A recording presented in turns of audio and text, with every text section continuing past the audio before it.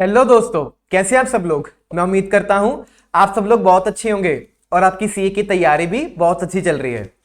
तो चलिए दोस्तों, आज से हम शुरू करते हैं सीए इंटर पेपर नंबर 6 में एक बहुत ही प्यारा सा सब्जेक्ट जिसका नाम है एफएम एसएम। तो दोस्तों ये आपको पता होगा, वैसे तो आपके ग्रुप 2 का लास्ट एग्जाम है, चाहे ये लास्ट एग्जाम है बट हम इसकी तैयारी बहुत अच्छे से करने वाले हैं। बहुत मजे से, बहुत ही कंसेप्चुअल तरीके से मैं आपको इसकी तैयारी करवाने वाला हूं। देखना, ये आपका पेपर 50-50 नंबर का है। अब आपको पता है टोटल 100 मार्क्स का एग्जाम है, उसमें उसके दो पार्ट्स हैं। 50 मार्क्स की एफएम होगी और 50 मार्क्स की आपकी एसएम होगी। तो ये जो बैच है पर्टिकुलरली आज से जो हम शुरू करने वाले हैं, मेजरली एफएम के अराउंड रहेगा, फाइनेंशियल मैनेजमेंट के अराउंड रहेगा। दोस्तों स्ट्रेटेजिक मैनेजमेंट एक डिफरेंट सब्जेक्ट है जो मेजरली थ्योरेटिकल सब्जेक्ट है, तो उसके लिए हमने अलग से बैच लिया है जो 1 अगस्त से स्टार्ट होगा। चाहिए तो आप उसमें भी इनरोल कर सकते हो, बट ये बैच जैसे मैंने बताया पर्टिकुलरली एफएम से रिलेटेड रहेगा, ठीक है। बट एक बारी सब्जेक्ट में जाने से पहले, इससे पहले मैं आपको सब्जेक्ट का ओवरव्यू दूं, पहले मैं एक बार आपको खुद का ओवरव्यू दे देता हूं कि मैं कौन हूं, ताकि आपको पता हो हु इज योर मेंटर, आप किससे बात कर रहे हो और किससे ये सब्जेक्ट समझने वाले हो। दोस्तों मेरा नाम सीए शुभम गुप्ता है, इतना तो आपको पता ही होगा, राइट। तो मैंने सीए फाइनल में जो मई 21 या जुलाई 21 में एग्जाम्स हुए थे, तब मेरा ऑल इंडिया रैंक 10 था और नॉर्थ इंडिया में रैंक 1 था। सर अगर आपकी फाइनल में इतनी अच्छी रैंक थी तो हो सकता है कि आपकी इंटर में भी रैंक रही हो। नहीं दोस्तों, आपकी सोच बहुत अच्छी है, बट मैंने इंटर में अपनी रैंक 3 मार्क्स से मिस कर दी थी। तो I was a good student, but 3 number से मेरी रैंक रह गई थी। तो मुझे वो दिल में कहीं ना कहीं रह गया था कि मुझे वो चीज़ों में इंप्रूवमेंट करनी है। मैंने बहुत सारी चीज़ों में इंप्रूव किया, बहुत सारी चीज़ों को नए तरीके से करने की कोशिश की ताकि मैं फाइनल में रैंक स्कोर कर पाऊं। और दोस्तों ये मिला मुझे रिजल्ट। तो इस बैच में मैं आपको वो सब टिप्स और ट्रिक्स भी शेयर करने वाला हूं जो मैंने पर्सनली खुद फॉलो करी हैं, जिसकी मदद से I was able to score a rank. CA first attempt में क्लियर करना was a different thing, but दोस्तों इस बैच में हम बहुत कुछ बहुत ही कंसेप्चुअल तरीके से समझने वाले हैं। तो जस्ट मेरे साथ आप बने रहिए और मेरा साथ आप देते रहिए, ठीक है। दोस्तों इसके अलावा मैंने सीए फाइनल में जो फाइनेंस का सब्जेक्ट है 83 मार्क्स स्कोर किए थे, तो I was a good student in finance starting से ही। और सीएफए लेवल 1 जो एक यूएसए की डिग्री है सीएफए की, वो मैंने लेवल 1 क्लियर कर रखा है। इसके अलावा तो बीकॉम की डिग्री है ऑनर्स, वो तो आप भी शायद साथ साथ कर रहे होगे, तो बीकॉम साथ साथ करी हुई है। So this was a brief overview about me academically. But दोस्तों अगर बात की जाए प्रैक्टिकली, तो 3 साल का आर्टिकलशिप का एक्सपीरियंस वो तो हमारे टाइम पे था ही, बस इसके अलावा सीए क्लियर करने के बाद मैंने बिजनेस कंसल्टिंग, मैनेजमेंट कंसल्टिंग करा है। तो उधर जो फॉर्च्यून 500 क्लाइंट्स हैं, अमेरिकन क्लाइंट्स, जापानीज क्लाइंट्स, उनकी बिजनेस प्रॉब्लम्स को समझा, बिजनेस प्रॉब्लम्स को सॉल्व किया है। तो काफी अच्छी अच्छी कंपनीज जैसे मैकडोनल्ड्स हो गया, कोका कोला हो गया, अच्छे अच्छे क्लाइंट्स, तो उनपे हमने काम किया है। तो उधर से मेरे पास बहुत सारा प्रैक्टिकल नॉलेज भी है, रियल लाइफ नॉलेज है, जो मैं आपके साथ इस बैच में शेयर करने वाला हूं। इसके अलावा दोस्तों हम यहाँ पे कुछ एक स्टॉक मार्केट की डिस्कशन भी करेंगे, ताकि आप अपनी पर्सनल लाइफ और प्रोफेशनल लाइफ दोनों में ही बहुत अच्छे से नॉलेज ले पाओ। इसके अलावा कुछ अगर न्यूज रिसर्च होगी, कभी कभी हम न्यूज एनालिसिस भी करेंगे, ठीक है दोस्तों। तो सबसे पहले तो आप ये समझ लो कि हम ये जो सब्जेक्ट पढ़ने वाले हैं एफएम, इसका रेलेवेंस क्या है। आईसीएआई ने क्यों ये सब्जेक्ट आपकी जिंदगी में डाला, क्यों आपको ये सब्जेक्ट पढ़ाया जा रहा है। दोस्तों अगर मैं टॉप डाउन अप्रोच की बात करूं, यानी सबसे पहले हम फ्यूचरिस्टिक देखते हैं, फिर आज के दिन आएंगे। अच्छा दोस्तों, पोस्ट सीए जब आप सीए बन जाओगे, सबसे पहले तो ये कितनी खुशी की बात है कि आप लोग सीए बन चुके हो।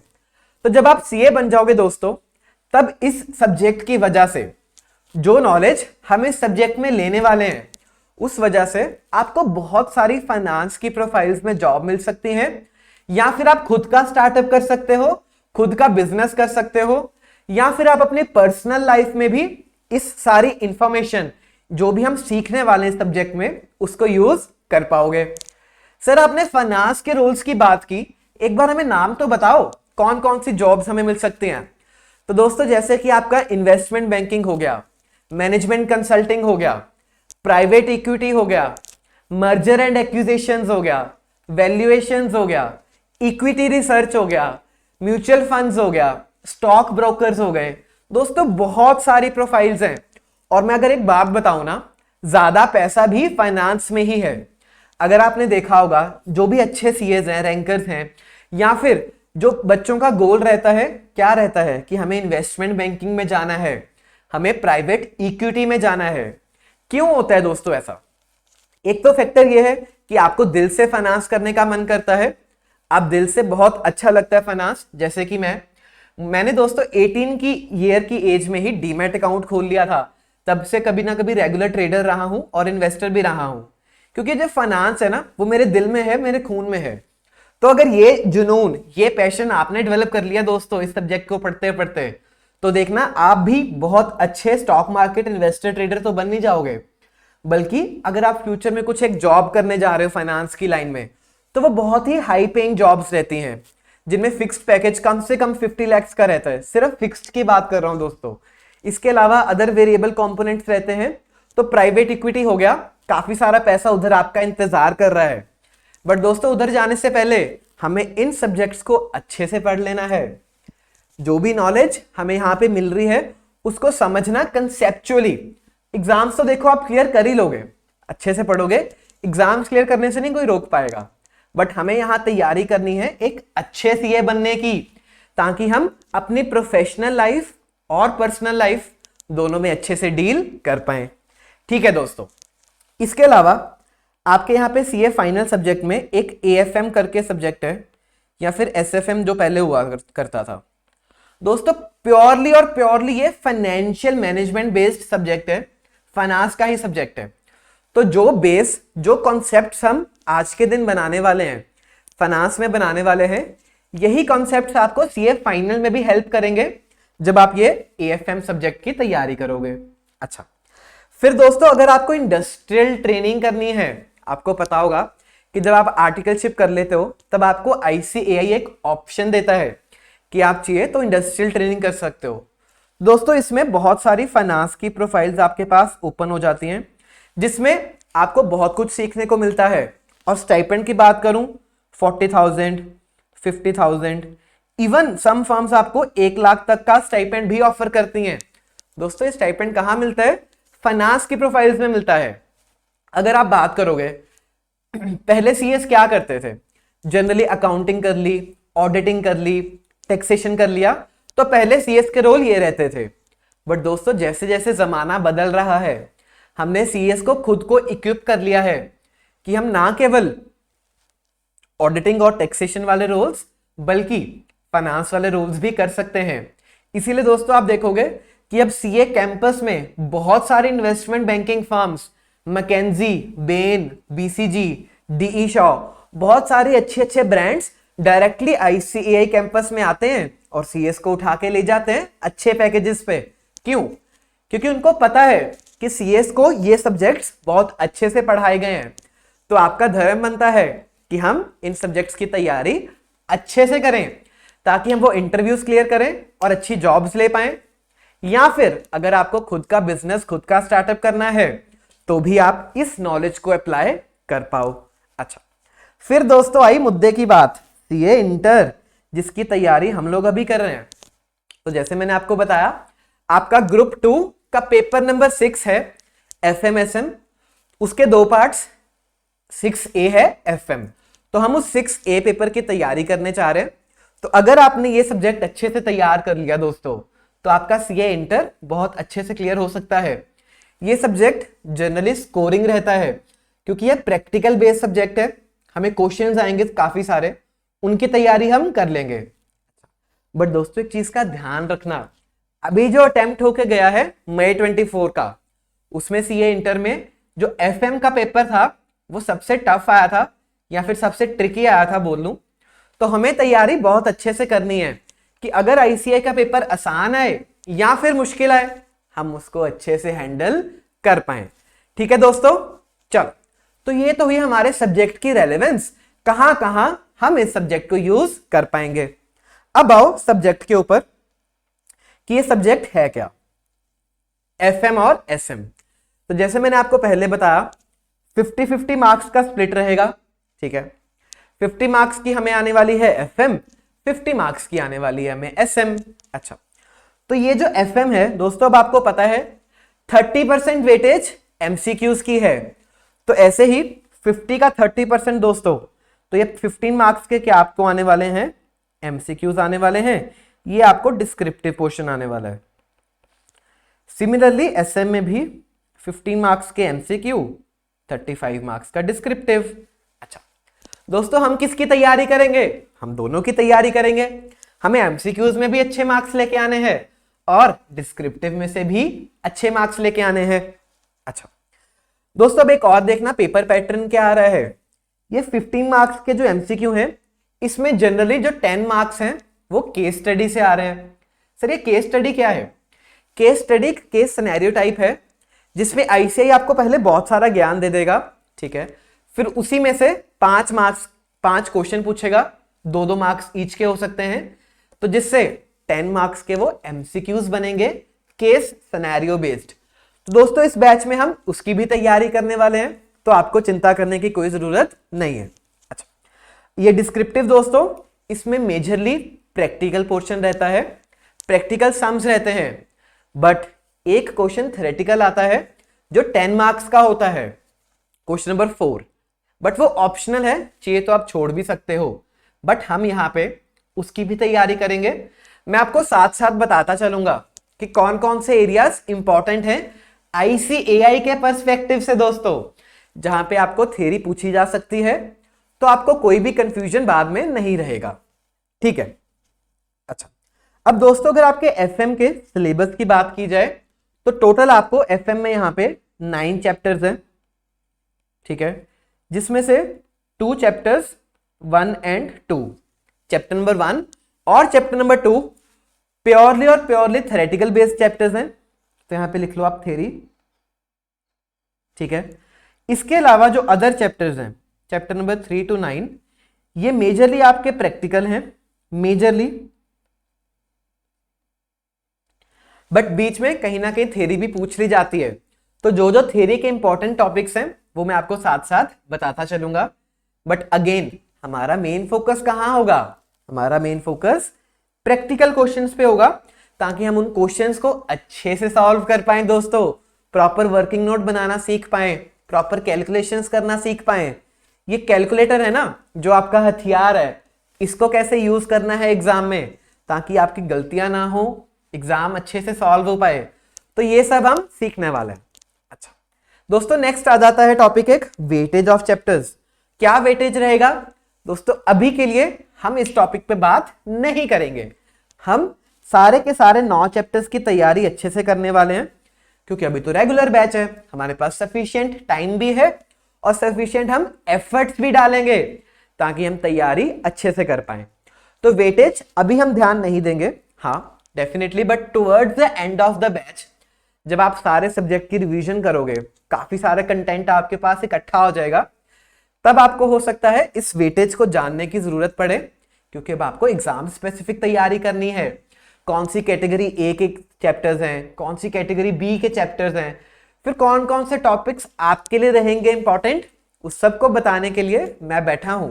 बट अभी ये राइट टाइम नहीं है टू डिस्कस दिस, इसकी बात हम करेंगे towards the end of the batch, ठीक है। दोस्तों आगे डिस्क्रिप्टिव, ये मैंने आपको ऑलरेडी बता दिया कि जो 35 मार्क्स का डिस्क्रिप्टिव है आपके पास आने वाला है, उसमें क्या रहता है, क्वेश्चन नंबर 1 जो कंपल्सरी है वो रहेगा 15 मार्क्स का, ठीक है। इसमें 3 क्वेश्चंस रहेंगे 5 मार्क्स ईच के, सब के सब क्या होने वाले हैं, प्रैक्टिकल बेस्ड होने वाले हैं। अच्छा, फिर आएगा क्वेश्चन नंबर 2 जो 10 मार्क्स का, क्वेश्चन नंबर 3 10 मार्क्स का, और क्वेश्चन नंबर 4 10 मार्क्स का, ठीक है दोस्तों। इसमें से हमें 2 क्वेश्चंस करने होते हैं, ये आपको ऑलरेडी पता है, हमें एक इंटरनल चॉइस मिलता है। अच्छा, फिर ये 2 हैं क्वेश्चंस, ये मेजरली प्रैक्टिकल बेस्ड रहते हैं, और ये लास्ट क्वेश्चन एक थ्योरेटिकल बेस्ड रहता है, जिसमें हो सकता है थ्योरी ज्यादा आए। तो हम भी तैयारी ऐसे ही करेंगे, क्योंकि ये भी प्रैक्टिकल, ये सब प्रैक्टिकल की तैयारी बहुत अच्छे से करेंगे। बट अगर बाय चांस आपको प्रैक्टिकल में कोई दिक्कत आ रही है, मान के चलो आपको ये वाला क्वेश्चन नहीं आता, तो फिर आप इन दैट केस ये वाला थ्योरी वाला क्वेश्चन अटेम्प्ट कर सकते हो। धीरे धीरे सब पता चल जाएगा, बट एक बार आप अभी एक हाई लेवल ओवरव्यू तो लो कि सब्जेक्ट क्या है, कैसे आईसीआई इसकी टेस्टिंग करने वाला है और किस पर्सपेक्टिव, किस अप्रोच से हम ये सब्जेक्ट पढ़ने वाले हैं। ठीक है दोस्तों, नेक्स्ट है हमारा टारगेट क्या रहेगा। टारगेट तो एक अच्छे सीए बनना, बिल्कुल वो एक हमारा लॉन्ग टर्म टारगेट है। तभी आपने अगर मेरा मोटो देखा होगा वो भी तैयारी सीए की है, क्योंकि हम यहाँ पे सीए की तैयारी कर रहे हैं, सिर्फ एक सब्जेक्ट नहीं तैयार कर रहे हैं। हम आर्टिकलशिप की डिस्कशन करेंगे, इंडस्ट्रियल ट्रेनिंग की डिस्कशन करेंगे, फिर फाइनल में अगर कुछ पढ़ने वाला है वो भी बताऊंगा आपको। तो एक होलसम होलिस्टिक तैयारी हम यहाँ पे करने वाले हैं। पर्टिकुलरली अगर इस सब्जेक्ट की बात करूं दोस्तों, तो हम टारगेट करेंगे कि 75 मार्क्स हम निकाल पाए इस एफएम एसएम के पेपर में से दोस्तों। क्योंकि ये अगर आपने तैयारी अच्छे से कर ली ना, तो ये दिल से बोल रहा हूं मैं सिर्फ बोलने के लिए नहीं बोल रहा, दिल से बोल रहा हूं कि आप यहां पे अच्छा स्कोर कर पाओगे। अच्छा स्कोर का मतलब कि एग्जामिशन तो आप ले आ सकते हो, कोई दिक्कत नहीं है। बहुत अच्छे से तैयारी करेंगे प्रैक्टिकल कॉन्सेप्ट्स की, थ्योरीज की, तो एग्जामिशन तो आप लेके आ ही सकते हो। बट दोस्तों आप इसके ओवर एंड अबव 75 मार्क्स भी टारगेट करोगे, अच्छे से तैयारी करोगे, और अगर आपने टारगेट अचीव किया, मेरे पास आपके लिए एक स्पेशल गिफ्ट है। सर वो स्पेशल गिफ्ट क्या है अभी नहीं बताऊंगा, कुछ चीजें राज ही रहने दो। बट अभी आपके लिए क्या फर्ज है कि हम तैयारी अच्छे से करें ताकि ये टारगेट हम अचीव कर पाए। अच्छा, अब दोस्तों आती है मुद्दे की बात, रिसोर्सेज आई विल प्रोवाइड, कि मैं आपको अपनी साइड से क्या क्या रिसोर्सेज देने वाला हूं। सबसे पहले तो आपको अगर बुक्स मिल चुकी हैं तो आपने देख ली होंगी बुक्स, अच्छी अच्छी प्यारी प्यारी बुक्स हैं, कलरफुल बुक्स हैं। बट अगर नहीं मिली कोई दिक्कत की बात नहीं है, आप ऑर्डर प्लेस करोगे, उसके विद इन फ्यू डेज में ही आपको बुक्स डिस्पैच होके आपके घर पर मिल जाएंगी। ठीक है, अभी इनिशियल डेज हैं, हो सकता है कि आपको बुक्स अभी ना मिली हो, अभी ना डिलीवर हुई हो, तो इसीलिए दोस्तों अभी मैंने स्टार्टिंग के कुछ एक टॉपिक्स, हो सकता है कुछ एक चैप्टर्स हम पीडीएफ फॉर्म से करें, एक दो चैप्टर शायद हमें करने पड़े पीडीएफ से, मेजरली चैप्टर नंबर 1 हम करेंगे। उसके बाद दोस्तों वो बुक्स आपके हाथ में आ जाएंगी, तो आप अपने हाथ से उस पर तैयारी अच्छे से कर सकते हो। अच्छा सर, बुक्स कौन कौन सी हैं दोस्तों? सबसे पहले एक है हमारी एफएम कैप्सूल। सर ये कैप्सूल बुक का क्या मतलब है? ये एक आपकी कॉन्सेप्ट बुक है जिसमें हमने आईसीएआई पैटर्न के हिसाब से, तो जो आईसीएआई जैसे आपको समझाता है उसी बेसिस पे, उसी इंफॉर्मेशन को यूज करके ये बुक बनी हुई है, कैप्सूल बुक। अच्छा, फिर दोस्तों इसी बुक के अंदर आपको मिलेंगे एफएम के एक्सप्रेस नोट्स। एक्सप्रेस नोट्स क्या है दोस्तों? जो मैंने बनाए हैं, काफी मेहनत करके बनाए हैं और बहुत ही क्रिस्प तरीके से सारा एफएम आपके लिए कंसाइज कर दिया है। तो अगर ये कैप्सूल मान के चलो 200 पेजेस की है फॉर एग्जांपल, तो एक्सप्रेस नोट्स दोस्तों सिर्फ और सिर्फ 40 पेजेस में मेजर सारा आपका एफएम मैंने कवर करवा दिया है, ताकि जब आप लास्ट 1.5 डेज में जाओ दोस्तों, तब आपको मोटी मोटी किताबें, मोटे मोटे चीजें ना देखनी पड़े। आपके लिए रेडीमेड समरी नोट्स यहाँ पे बन गए हैं जो कि कलरफुल भी हैं दोस्तों, कलर कोडिंग कर दी है आपके लिए बहुत अच्छी। तो जब आप बुक्स देखोगे, देखना आपको कितना मजा आने वाला है। एक बार दिखाऊं जरा, आओ। तो दोस्तों ये रहेगी हमारी कैप्सूल बुक, ठीक है, फाइनेंशियल मैनेजमेंट का कैप्सूल, जिसके अंदर ही हमें एक्सप्रेस रिवीजन नोट्स भी मिलने वाले हैं। अच्छा, फिर दोस्तों देखना, अगर आप यहां पे आओगे कलर कोडिंग पे, तो ये कलर कोडेड बुक है जिसमें ब्लैक कलर में हमें हेडिंग्स मिलने वाले हैं, ब्लू कलर में मेन कंटेंट रहेगा, रेड में हमें कीवर्ड्स मिलने वाले हैं। तो कई बार क्या होता है ना, कुछ एक इंपॉर्टेंट वर्ड्स हैं जो थ्योरी के पर्सपेक्टिव से इंपॉर्टेंट है, या फिर कुछ एक ना एक्सीडेंट प्रोन एरियाज होते हैं। जैसे जब आप हाईवे पे जाते हो ना, तो कई बार लिखा नहीं होता ये एक्सीडेंट प्रोन एरिया है। क्या मतलब? कि वो डेंजर एरिया है, उधर थोड़ा सावधानी ज्यादा बरतें, थोड़ा दिल और दिमाग खोल के गाड़ी चलाएं। दोस्तों उसी बेसिस पे मैंने ये बुक आपके लिए तैयार की है। तो जहां जहां बच्चे रिपीटेडली गलतियां करते हैं, उनकी गलतियों से सीखते हुए वो गलतियां आप ना करो, ना दोहराओ, इसीलिए मैंने यहाँ पे रेड में आपके लिए कीवर्ड्स हाईलाइट कर दिए हैं। तो वो बेसिकली एक डेंजर सिग्नल रहेगा। जैसे ही रेड वर्ड आए तो ध्यान रखना कि उस पर आपको स्पेशल इंफेसिस देना है। अच्छा, फिर दोस्तों ग्रीन कलर में हमें सब फॉर्मूलाज मिल जाते हैं। तो जैसे कई बच्चे क्या होता है ना, अलग से फॉर्मूला शीट बनाते हैं, बट ये काम आपको करने की कोई जरूरत नहीं पड़ेगी क्योंकि एक्सप्रेस नोट्स में ये सब आपके लिए ऑलरेडी कर दिया गया है। ओके, फिर दोस्तों इसका कुछ इंडेक्स इस तरह का दिखता है जिसमें सबसे पहले हम कैप्सूल कवर करने वाले हैं। ठीक है, सबके सब 9 चैप्टर्स आपको ICAI के हिसाब से इस बुक के अंदर दे दिए गए हैं। बट दोस्तों इसके बाद आती है मुद्दे की बात। ये हमारा USP रहेगा हमारे एक्सप्रेस रिवीजन नोट्स, जिसमें अराउंड 40 पेजेस में दोस्तों सब FM के मेजर चैप्टर्स हमने कवर कर लिए हैं। एग्जामिनेशन पॉइंट ऑफ व्यू से कितना तैयार करना है, क्या तैयार करना है, ये हमने तैयार एक बारी के लिए कर दिया है। अगर आपको कुछ एक एडिशंस करनी है, कुछ एक प्लस माइनस करना है, डेफिनेटली आप कर सकते हो, अपने हिसाब से स्क्रिबलिंग कर सकते हो। दोस्तों स्क्रिबलिंग करना बहुत ही इंपॉर्टेंट रहने वाला है। स्क्रिबलिंग का मतलब क्या है? मान के चलो जैसे हमने ये कॉन्सेप्ट पढ़ा, ठीक है, अब मुझे मान के चलो इसमें कुछ डाउट आ रहा है, तो मैंने यहाँ पे स्टार डाल के ना ऊपर ऐसे लिख दिया, ये जो मेरी अपनी अंडरस्टैंडिंग है, स्क्रिबलिंग इसको बोलते हैं, ताकि आप जब फ्यूचर में रिवाइज करो, ये सब्जेक्ट मान के चलो आपने 1 महीने बाद उठाया, 2 महीने बाद फिर से उठाया, तब आपको ये स्क्रिबलिंग के बेसिस पे दोस्तों फटाफट चीजें रिकॉल हो जाएंगी और आप एग्जाम में गलतियां कम करोगे, अच्छे मार्क्स स्कोर करोगे। अच्छा, इसके अलावा दोस्तों ये टिप्स एंड ट्रिक्स हैं जो मैंने आपके लिए यहाँ पे ऑलरेडी लिख दिए हैं, तो आप एक बार चाहिए तो आराम से तसल्ली से इनको पढ़ना। ठीक है, चाहिए तो स्क्रीनशॉट ले लो, सब सेल्फ एक्सप्लेनेटरी है, आप समझ जाओगे। अच्छा दोस्तों, इसके अलावा अगर मैं रिसोर्सेज पे आऊं दोबारा से कि क्या क्या रिसोर्सेज आपको मेरी तरफ से मिलने वाले हैं, तो कैप्सूल का मैंने आपको बता दिया, एक्सप्रेस नोट्स मैंने बता दिया, तो दोनों हार्ड बाउंड बुक्स हैं, प्रिंटेड कॉपीज आपको मिल जाएंगी। अच्छा, फिर दोस्तों आते हैं क्वेश्चंस, हमारे प्यारे क्वेश्चंस, क्योंकि सिर्फ कॉन्सेप्ट्स को पढ़ना, चीजों को देख लेना कि क्या क्या है, दैट इज नॉट सफिशिएंट। हमें क्वेश्चंस की रिटन तैयारी करनी है, क्वेश्चंस को सॉल्व करना है, तो उसके लिए दोस्तों हमारे पास क्वेश्चन बैंक्स हैं। क्वेश्चन बैंक मैंने आपको 2 प्रोवाइड किए हैं FM के लिए, पहला है मेन क्वेश्चन बैंक, दूसरा है प्रैक्टिस क्वेश्चन बैंक। सर क्या फर्क है दोनों में?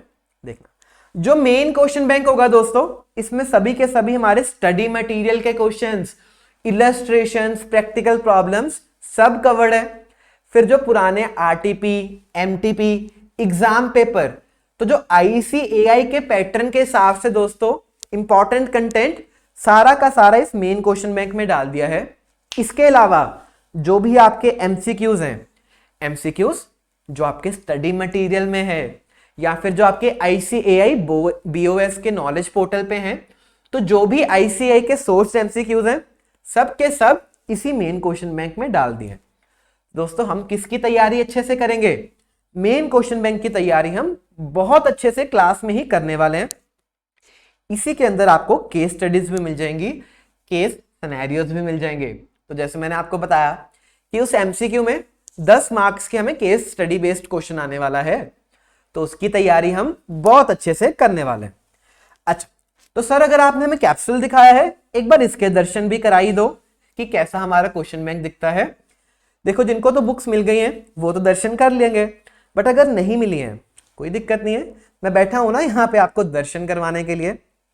चलो, तो दोस्तों ऐसा हमारा एक मेन क्वेश्चन बैंक होगा FM का। ठीक है, इसमें दोस्तों अगर मैं बात करूं आपके इंडेक्स की, है ना, तो यहाँ पे चैप्टर वाइज आपके लिए सब कुछ मैंने अच्छे से क्लैब कर दिया है।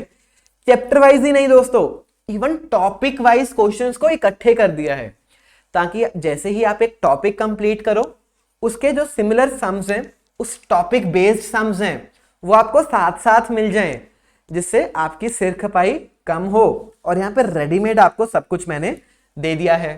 अच्छा, तो सर कितने क्वेश्चंस हम कवर करने वाले हैं हमारे मेन क्वेश्चन बैंक में? दोस्तों इसमें अराउंड 288 क्वेश्चंस हैं जो हम यहाँ पे सब कवर करने वाले हैं। इसके अलावा 335 MCQs हैं, तो कुछ एक सिंपल MCQs होंगे, कुछ एक केस स्टडी बेस्ड MCQs होंगे। तो जैसे भी MCQs हैं हम इन सब की तैयारी करने वाले हैं। दोस्तों बहुत ही होलसम तैयारी हो जाएगी। तो आपको कोई भी टेंशन स्ट्रेस लेने की जरूरत बिल्कुल नहीं है। अगर आपने कैप्सूल कवर कर लिया, ये मेन क्वेश्चन बैंक कवर कर लिया, तो जो भी ICAI आपको बोलता है कि ये आप कंटेंट कवर करो, आपका सब कवर हो जाएगा। आपको कहीं भी भटकने की जरूरत नहीं है, कोई स्टडी मटेरियल देखने की जरूरत नहीं है, कोई RTP MTP क्या हो रहा है क्या नहीं हो रहा, सब छोड़ दो। ट्रस्ट मी, ये बुक आपके लिए बहुत ही अच्छी साबित होने वाली है।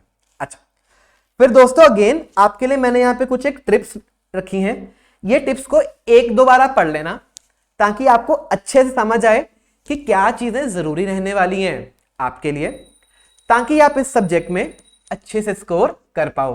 अच्छा दोस्तों, जो इंपॉर्टेंट चीज है वो ये है, कैटेगरी ABCD में मार्क करना क्वेश्चंस को। तो एक बार इसको पढ़ लेना। ये आप अपने हिसाब से हर क्वेश्चन को रेटिंग करोगे। जैसे हम रेट नहीं करते कि ये कैटेगरी A का क्वेश्चन है जो बहुत ही अच्छा क्वेश्चन है, उसमें आपने काफी कुछ सीखा, या फिर आपकी बार बार ना गलतियां हो रही हैं उसमें, तो वो कैटेगरी A में रखना, ताकि आप जितनी बार भी रिविजन्स करोगे कैटेगरी A के क्वेश्चंस की रिवीजन आप साथ साथ करते चलो। ऐसे ही कैटेगरी B जो उसके लोअर प्रायोरिटी क्वेश्चन है वो B में आ जाएंगे। तो ऑन दिस बेसिस मैंने यहाँ पे आपके लिए क्राइटेरिया भी लिख दिया है कि किस क्राइटेरिया के बेसिस पे आप अपने क्वेश्चंस को यहाँ पे मार्किंग कर सकते हो। क्लियर है दोस्तों? और इसी के साथ मैंने आपका वेलकम इन एडवांस भी कर दिया है to the esteemed CA profession, क्योंकि मुझे पता है आप तैयारी बहुत अच्छे से करने वाले हो, बहुत ही डिसिप्लिन, बहुत ही पैशनेट तरीके से दोस्तों हम यहाँ पे FM सीखने वाले हैं, तो आप CA तो क्लियर कर ही लोगे। तो एडवांस में ही दोस्तों आपको बहुत सारी मुबारकें, बहुत सारी congratulations, welcome to the CA profession दोस्तों। चलो सर, ये तो हुआ हमारा मेन क्वेश्चन बैंक। इसके अलावा प्रैक्टिस क्वेश्चन बैंक में क्या है? बिल्कुल ठीक सवाल है दोस्तों आपका। ऐसा कुछ हमारा प्रैक्टिस क्वेश्चन बैंक का इंडेक्स रहेगा, ठीक है, जिसमें एडिशनल क्वेश्चंस हैं आपकी प्रैक्टिस के लिए। जब जब आपको प्रैक्टिस की जरूरत पड़े, मान के चलो आपने मेन क्वेश्चन बैंक सारा कवर कर लिया और आपका भी ना मन कर रहा है कि और क्वेश्चन सॉल्व करें, तो आपको भटकने की जरूरत नहीं है, प्रैक्टिस क्वेश्चन बैंक में आ जाओ। इस क्वेश्चन बैंक में आपको एडिशनल क्वेश्चंस मिलेंगे। तो सर क्या ये क्वेश्चन आपने खुद बनाए हैं? नहीं दोस्तों, ये सब ICAI सोर्स्ड क्वेश्चंस ही हैं, क्योंकि हमें तैयारी ICAI के हिसाब से करनी है, एग्जाम्स तो ICAI डालेगा। तो जो भी उनके पुराने RTP MTP एग्जाम पेपर्स, कई बार क्या होता है कुछ क्वेश्चंस सिमिलर हैं, जैसे सिर्फ फिगर्स का फर्क है, क्वेश्चन बिल्कुल सेम है, तो वो यहाँ पे आपको दिख जाएगा। मोस्टली क्वेश्चंस आपको वही दिखेंगे। हो सकता है 2-4 क्वेश्चंस इक्का दुक्का नहीं मिले, बट उनके सारे के सारे कॉन्सेप्ट्स हमारे जो मेन क्वेश्चन बैंक है दोस्तों उसमें सब कवर्ड रहेगा। तो हमारा मेन फोकस एरिया रहेगा मेन क्वेश्चन बैंक, ठीक है। इसमें हम जब एडिशनल तैयारी आपको करनी पड़े तब आप आ सकते हो। दोस्तों यहाँ पे भी हेल्पफुल ट्रिक्स आपके लिए सब मैंने लिख दी हैं, तो इसको एक बार आप पढ़ लेना ताकि आप अच्छे से कवर कर पाओ। चलो दोस्तों, ये हुई हमारे क्वेश्चन बैंक्स की बात, हमने उनको देख लिया है। अब चलते हैं अगले रिसोर्सेज के ऊपर। चलो इतना हो गया। अब दोस्तों मुद्दा आता है रिवीजन का। यही यहां तक तो हम क्लास में कवर कर लेंगे, रेगुलर बैच में कवर कर लेंगे, कुछ एक हम क्लास में कवर करेंगे, कुछ एक मैं आपको होमवर्क दूंगा कि ये क्वेश्चंस आपको होमवर्क में करके आने हैं, प्रैक्टिस करके आनी है, तो ये तो हम साथ साथ कर लेंगे। बट दोस्तों इसके बाद क्या? इसके बाद दोस्तों हम फिर भी कांस्टेंट टच में रहेंगे। आपको पहले तो मैं रिविजन्स करवाऊंगा इन द क्लासेस ही, तो डेली बेसिस पे हमने जो भी पढ़ा उसको एक बार फटाफट से नेक्स्ट क्लास में रिवाइज कर लेंगे, क्विक रिकैप्स ले लेंगे, ताकि क्या होगा कि कई बार ना कुछ एक डाउट्स रह जाते हैं या फिर कुछ एक चीजें हम मिस कर जाते हैं, तो वो जब हम डेली रिविजन्स करेंगे, क्विक रिकैप्स करेंगे अपनी क्लास में, तो ये सब आपका कवर्ड हो जाएगा, ठीक है।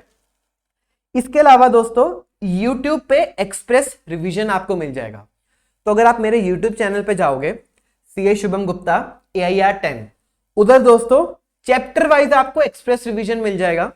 तो इन्हीं एक्सप्रेस नोट्स को यूज करके मैंने आपको एक्सप्रेस रिवीजन करवा दिया है, फ्री ऑफ कॉस्ट अवेलेबल है, YouTube पे पड़ा है। तो जब मर्जी चाहो, जब आपको लगता है कि आपको सब्जेक्ट को रिवाइज करना है, मेरे वाले तरीके से रिवाइज करना है, दोस्तों एक्सप्रेस रिवीजन वीडियोस भी पड़ी हैं, YouTube पे जाके आराम से देख लेना, जब मर्जी रिवीजन आपका हो जाएगा। अच्छा, फिर दोस्तों वेबसाइट आपको पता ही है हमारी bbvirtuals.com है।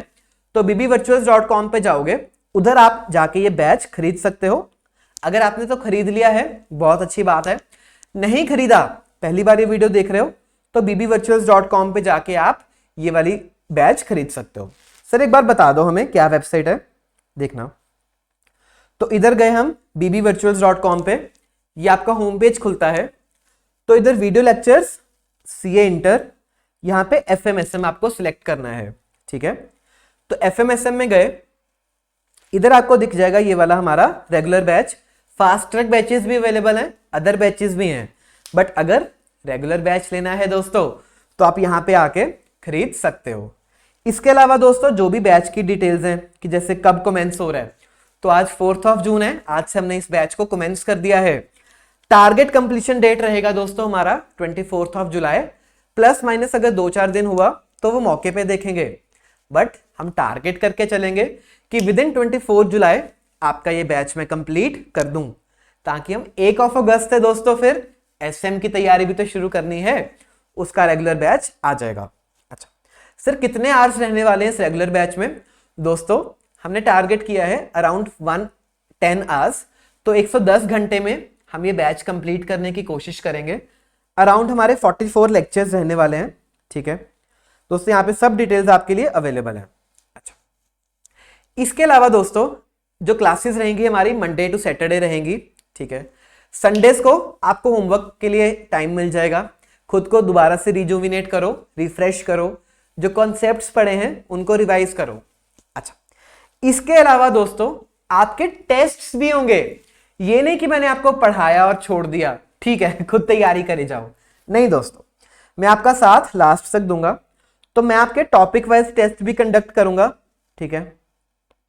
एक तो आपके टॉपिक वाइज टेस्ट होंगे और आपके टोटल फुल सिलेबस टेस्ट भी होंगे। तो 2 तरह के टेस्ट आपके होने वाले हैं। ये टॉपिक वाइज टेस्ट हम साथ साथ देते रहेंगे, जैसे ही हमने टॉपिक्स कंप्लीट किया उनके टेस्ट दे देंगे और फिर बाद में फुल सिलेबस टेस्ट भी हो जाएंगे। अच्छा दोस्तों इसका शेड्यूल क्या है, कैसे है, वो आपको टाइम के साथ बताता रहूंगा, बट अभी हम तैयारी करेंगे सब्जेक्ट की। आ जाओ। अब दोस्तों नेक्स्ट है, आप मेरे साथ कैसे कनेक्ट कर सकते हो अगर आप मेरे साथ जुड़ना चाहते हो। टेलीग्राम, यूट्यूब, इंस्टाग्राम, लिंक्डइन, दोस्तों जो भी सोशल मीडिया प्लेटफॉर्म्स होते हैं उस पर मैं भी अवेलेबल हूं, आप चाहिए तो कनेक्ट कर सकते हो। सर कैसे कनेक्ट करें?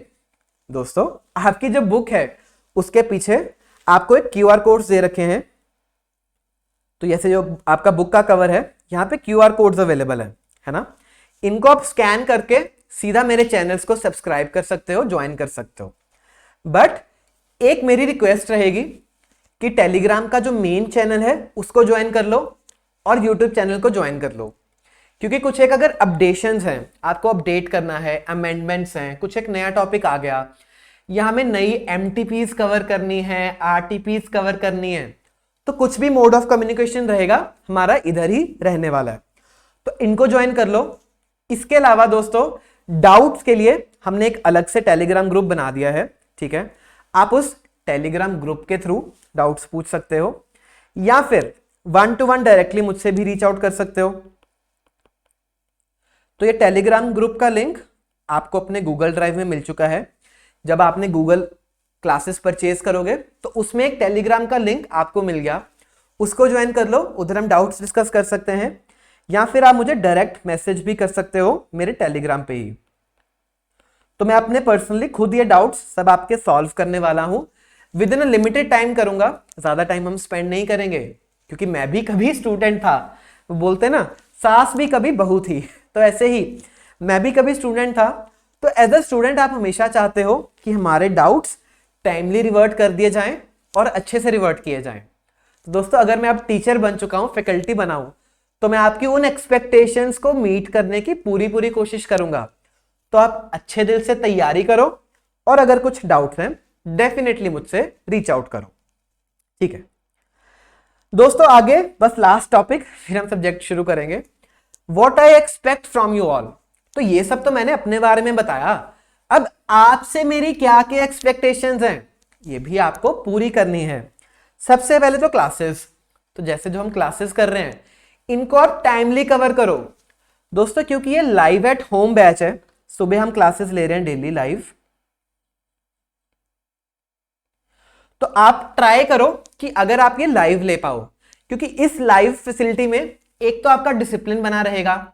आप डेली सुबह उठोगे अच्छे से, जैसे मैं नहा धो के आया हूं, है ना, ऐसे आप तैयार होके आओ, प्रॉपर घर पे ही बैठो, बट एक डिसिप्लिन्ड वे में आपकी तैयारी हो जाएगी। और अगर कुछ डाउट्स हैं दोस्तों तो डायरेक्ट चैट हमारे पास अवेलेबल है, चैट सपोर्ट अवेलेबल है, और मेरे सामने हमेशा चैट खुला रहता है। तो अगर आपको कुछ भी डाउट्स हैं, अगर आपको कुछ डिस्कस करना है दोस्तों मेरे साथ, साथ ही साथ आप चैट पे डाल दो, ताकि हम रियल वे में एक इंटरैक्शन कर पाए। हम मान लिया आप मेरे सामने नहीं बैठे हो, फिजिकल क्लास नहीं है, बट दोस्तों हम इस वर्चुअल क्लास को भी इंटरैक्टिव बना सकते हैं, प्रोवाइडेड आप लोग मेरा साथ दो। जो चैट अवेलेबल है ना दोस्तों, इसको आप अच्छे से यूज करोगे, ठीक है। तो जो भी बच्चे लाइव हैं, एक बारी के लिए क्विकली चैट में कुछ भी मैसेज डाल दो, ताकि आपको भी पता हो चैट कैसे यूज करनी है, लाइव लेक्चर्स कैसे देखने हैं। अच्छा, अगर कोई भी प्रॉब्लम आ रही है दोस्तों आपको टेक्नोलॉजी में कि लाइव कैसे देखना है, चैट कैसे यूज करनी है, तो कभी भी आप हमारी टेक्निकल सपोर्ट टीम को कॉल कर सकते हो। सर नंबर क्या है, वो भी आपको अवेलेबल है अपने गूगल ड्राइव लिंक में ही, तो उसमें आप जाओगे, उधर आपको एक प्रॉपर नंबर दिया गया है, उस पर कॉल करो। कुछ भी आपको दिक्कतें आ रही हैं, क्लासेस में है या लाइव जाने में है, बुक्स की दिक्कत है, कुछ भी इश्यूज है, हमारी टीम आपकी सेवा में हमेशा हाजिर है। चलो दोस्तों, रिविजन्स करनी है इसके बाद आपको, ठीक है। तो डेली रिविजन्स मैं क्लास में करवाऊंगा, बट जब ये सब्जेक्ट खत्म हो जाएगा, बैच खत्म हो जाएगा, तब आपको कैसे क्या रिविजन्स करनी है वो मैं आपको बता दूंगा। प्लस कैसे करनी है वो आपको ऑलरेडी पता है, एक्सप्रेस रिवीजन नोट्स और एक्सप्रेस क्लासेस जो हमारी यूट्यूब पे पड़ी हैं उससे आप कर सकते हो। फिर आपको क्वेश्चंस का रिटन प्रैक्टिस करना है दोस्तों। सिर्फ बुक सॉल्व करना या फिर हमने क्वेश्चन बैंक में देख लिया कि ना ऐसे ऐसे करके सॉल्व किया हुआ सफिशिएंट नहीं है, आपको रिटन प्रैक्टिस करनी है, कॉपीज बनानी है, ठीक है। कॉपीज में सॉल्व करो, रफ नोटबुक्स बनाओ, गलतियां होती हैं होने दो, कोई चिंता की बात नहीं है। इस वक्त जरूरी यह है कि आप उन क्वेश्चंस को अटेम्प्ट करो, उन क्वेश्चंस को कॉपी पे लिख के प्रैक्टिस करो। गलतियां होंगी कोई दिक्कत नहीं है, हम सुधार लेंगे, प्रैक्टिस करेंगे, कॉन्सेप्ट में दिक्कत होगी इंप्रूव हो जाएंगे, बट आज के दिन क्या जरूरत है कि हम रिटन प्रैक्टिस करें। तो दोस्तों क्लास में मैं आपके साथ साथ करवा दूंगा, तो जो क्वेश्चंस हम क्लास में करने वाले हैं वो तो हम क्लास में ही कर लेंगे, बट जो होमवर्क में मिलेंगे दोस्तों उसमें आपको अच्छे से खुद के साथ ऑनेस्ट रहना है और अच्छे से रिटन प्रैक्टिस करनी है, ठीक है। फिर दोस्तों आ जाएंगे कीवर्ड्स जो मेजरली थ्योरी के लिए हैं। तो एफएम क्योंकि मेजर प्रैक्टिकल सब्जेक्ट रहेगा, इधर कीवर्ड्स उतने इंपॉर्टेंट नहीं है, बट जो एरियाज में आपको बता दूंगा कि ये थ्योरी के हिसाब से इंपॉर्टेंट है, तो उनमें हम अच्छे से फोकस रखेंगे, ठीक है। अच्छा, फिर टिप्स एंड ट्रिक्स दोस्तों वो तो आपको साथ साथ फ्री में मिलती रहेंगी। तो कुछ एक गुरु मंत्रास हैं, कुछ एक चीजें हैं जो मैंने खुद फॉलो करी थी, जिसकी वजह से I was able to score good, वही चीजें मैं आपके साथ भी शेयर करूंगा, क्योंकि अब आप सिर्फ मेरे स्टूडेंट्स नहीं हो, हम एक टीम हैं, हमें एज ए टीम तैयारी करनी है ताकि हम अच्छे से सीए क्लियर कर पाए।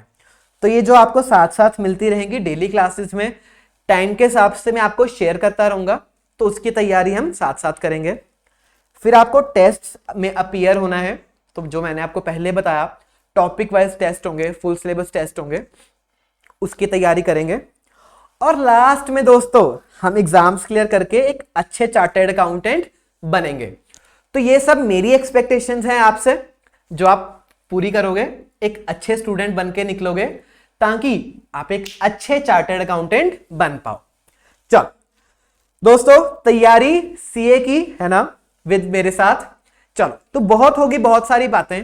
अब आपको इस बैच के बारे में सब पता चल गया, बुक्स के बारे में सब पता चल गया, कैसे हम पढ़ने वाले हैं, क्या अप्रोच रहने वाली है, सब पता चल गया है। With a positive attitude, with a positive mind, चलो अब इस सब्जेक्ट की तैयारी शुरू करते हैं, इस सब्जेक्ट के खुरेदना शुरू करते हैं, इस सब्जेक्ट में है क्या। चलो, चाहिए तो दोस्तों 2-4 मिनट का ब्रेक ले लो, ठीक है, आराम से पानी वानी पी लो क्योंकि लाइव बैच है। बहुत कुछ मैंने आपको ज्ञान दिया है, बट वो भी सब्जेक्ट का ज्ञान नहीं था, सब एक जनरल नॉलेज थी। उसको बस एक बार आप दिमाग में बिठा लो ताकि इस सब्जेक्ट को पढ़ने वक्त आपका इंटेंट क्लियर हो, आपको पता हो कि हम क्या करने वाले हैं। चल दोस्तों, एक 30 सेकंड की छोटी सी वाटर ब्रेक है, आप भी ले लो, 2 मिनट के लिए रिफ्रेश हो जाओ।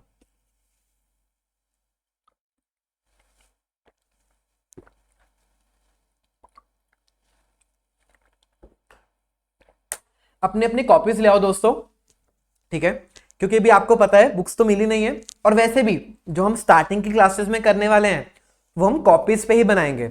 तो अपनी एक रजिस्टर बना लो, कॉपीज बना लो, ठीक है, चाहिए तो छोटी बना लो, 2 बना लेना, या फिर मोटा एक रजिस्टर बना लो। बेस्ट क्या रहेगा दोस्तों, आप 2 रजिस्टर बनाओ, ठीक है। एक रहेगा हमारा कॉन्सेप्ट्स के लिए, दूसरा रहेगा हमारा क्वेश्चन सॉल्विंग के लिए। ताकि क्योंकि क्या होता है ना, जब आप बाद में जाते हो तब आप इतने मोटे मोटे रजिस्टर सारे नहीं देख सकते हो, है ना। बट अगर हमने शुरू से ही ये डिस्टिंक्शन मेंटेन कर ली कि अगर हमें कुछ कॉन्सेप्ट्स लिखने हैं, कुछ एक डायग्राम्स बनाने हैं, कुछ एक रिटन प्रैक्टिस करनी है चीजों की, तो वो हम अलग रजिस्टर में करेंगे, और अगर क्वेश्चन सॉल्व करने हैं तो वो यहां करेंगे, है ना। क्योंकि इसको हमें हो सकता है बाद में देखने की जरूरत ना पड़े, आप हर बार खुद से सॉल्व करोगे क्वेश्चंस, बट ये वाला रजिस्टर आपके लिए बहुत काम का रहने वाला है, ठीक है। तो इसी बेसिस पे आप अपनी कॉपीज मेंटेन कर सकते हो। तो आज के दिन हमें सबसे पहले जरूरत पड़ेगी इस कॉन्सेप्चुअल कॉपी की, इस कॉन्सेप्ट रजिस्टर की, ठीक है। आ जाओ,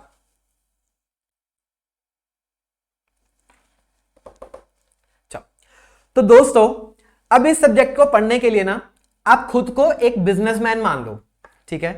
हम क्या करेंगे, एज ए टीम एफएम की तैयारी तो करेंगे ही, बट दोस्तों हम एक यहां पे एक नया बिजनेस खोलेंगे, एक नया धंधा करेंगे और बहुत अच्छा करेंगे। तो मैं आपको समझाऊंगा कि कैसे आपको डिसीजंस लेने हैं, कैसे आपको बिजनेस चलाना है जिससे आपका बिजनेस अच्छा चले। चल दोस्तों, रोल प्ले करते हैं, ठीक है। सेंटर में रखते हैं अब हमारा एक बिजनेस।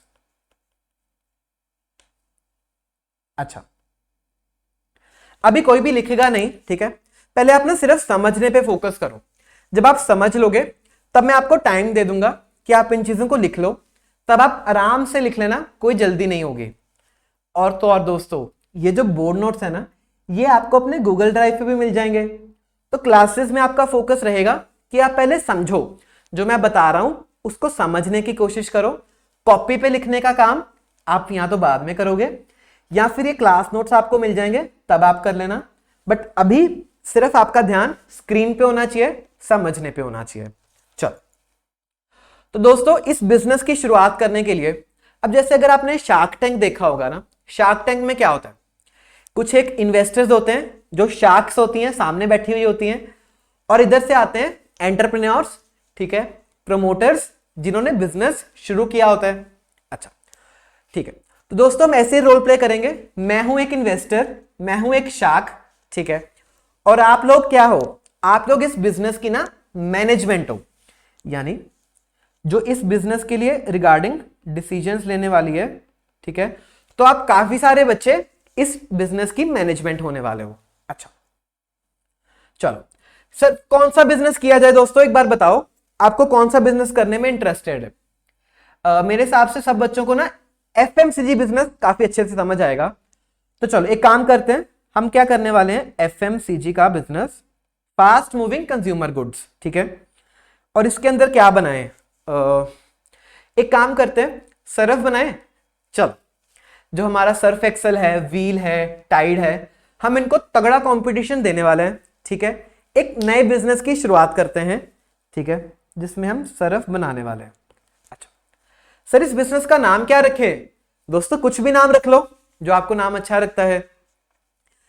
एक काम करते हैं, क्योंकि हम सीए कर रहे हैं ना, तो इसका नाम सीए लिमिटेड रखता है। बधाई हो दोस्तों, हमारा नया बिजनेस बन चुका है, हमने इसका नाम रख दिया, हमने क्या बिजनेस करना है ये सब डिसाइड कर लिया। अच्छा, और तो और दोस्तों इस बिजनेस के लिए हमने ये मैनेजमेंट भी हायर कर ली जो इस बिजनेस के रिगार्डिंग अब डिसीजंस लेगी। अच्छा, तो इन्होंने एक ये डिसीजन तो ले लिया कि हमें एफएमसीजी में काम करना है। अच्छा, अब बारी आती है फाइनेंशियल डिसीजंस की। सर उसका मतलब क्या है? अब जब आपको बिजनेस करना है, मान के चलो एफएमसीजी का बिजनेस करना है, तब ये मैनेजमेंट ने डिसाइड किया, कुछ एक कैलकुलेशंस रन की, इनको लगा कि हमें ना 100 करोड़ की कैपिटल चाहिए। कितनी कैपिटल चाहिए? 100 करोड़। सर इतना बड़ा बिजनेस करने वाले हैं? बिल्कुल दोस्तों, जब आप इतने अच्छे सीएस बन चुके हो, आपको इतनी अच्छी नॉलेज है, तो अच्छा बिजनेस करो ना, अच्छे लेवल पे हम बिजनेस करेंगे। ठीक है, तो यहां पे अपने को चाहिए अब 100 करोड़। अब ये 100 करोड़ कहां से आएगा? सर हमने ना शार्क टैंक देखा था, तो अगर हमें हमारे बिजनेस में पैसे की जरूरत है तो हम एक अपनी पिच बनाएंगे, इन्वेस्टर्स के पास जाएंगे, शार्क्स के पास जाएंगे और उन्हें बोलेंगे कि हमें पैसा दे दो, शार्क्स पैसा दे देंगी। अच्छा दोस्तों, इतना आसान नहीं होता, आपको अपने बिजनेस को प्रूव करना पड़ता है, शार्क्स को कन्विंस करना पड़ता है। अच्छा, बट यहां पे शार्क कौन है? मैं ही तो शार्क हूं, मैं इन्वेस्टर हूं, आप मैनेजमेंट हो, तो मुझे तो आप पे भरोसा है ही। आप मेरे स्टूडेंट्स हो, मैंने आपको अच्छे से पढ़ाया, आपने अच्छे से पढ़ाई की, डिसिप्लिन मैनर से क्वेश्चन सॉल्व किए, होमवर्क सॉल्व किया, तो मुझे ना आप पे ट्रस्ट बन गया कि ठीक है ये मेरे स्टूडेंट्स हैं, इनको तो अच्छे से आता ही होगा, तो इनके बिजनेस में मैं इन्वेस्ट कर सकता हूं। अच्छा दोस्तों, अब समझना क्या होगा, यहां बैठे हैं आपके एसजी सर, ठीक है, शुभम गुप्ता सर। अच्छा, एक ही है ना? चलो, इन्वेस्टर है आपके लिए। अच्छा, आपने क्या किया, मैनेजमेंट गई भागती भागती एसडी सर के पास, आप मेरे पास आए, आपने बोला सर हमें ना बिजनेस करने के लिए 100 करोड़ रुपया चाहिए। पहले तो मेरी आंखें खुली रह गई, मैंने कहा 100 करोड़, एक्सक्यूज मी मैंने बोला करना क्या भाई, 100 करोड़ क्या करने वाले हो? फिर आपने मुझे ना सारा बिजनेस बताया, ये हम बिजनेस करने वाले हैं, और आपने मुझे कन्विंस करने की कोशिश की, और मान लो मैं कन्विंस हो भी गया। अच्छा दोस्तों, पहले क्या हुआ, फिर आप इधर से भागते भागते ये मेरे पास आए कि हमें 100 करोड़ रुपया चाहिए। अच्छा, तो पहला डिसीजन तो ये कि आपने 100 करोड़ रुपया रेज करना है। अब फिर मैंने आपको पूछा दोस्तों, ये बताओ कि 100 करोड़ तो आप मुझसे लेने आ गए हो, मान के चलो मेरे पास है भी, एक्चुअल में नहीं है, ठीक है, मान के चलो हम कुछ टाइम बाद की बात कर रहे हैं, आप लोग अच्छे बिजनेसमैन बन गए, मैं भी बहुत अमीर हो गया, ठीक है, और मेरे पास भी 100 करोड़ रुपया है कि मैं इन्वेस्ट कर पाऊं। ठीक है दोस्तों, ये बातें सब काल्पनिक हैं, अगर एक्चुअल में हो जाएं तो मजा आ जाएगा आपको भी और मुझे भी, बट आज के दिन तो ये सब क्या है, काल्पनिक ही है।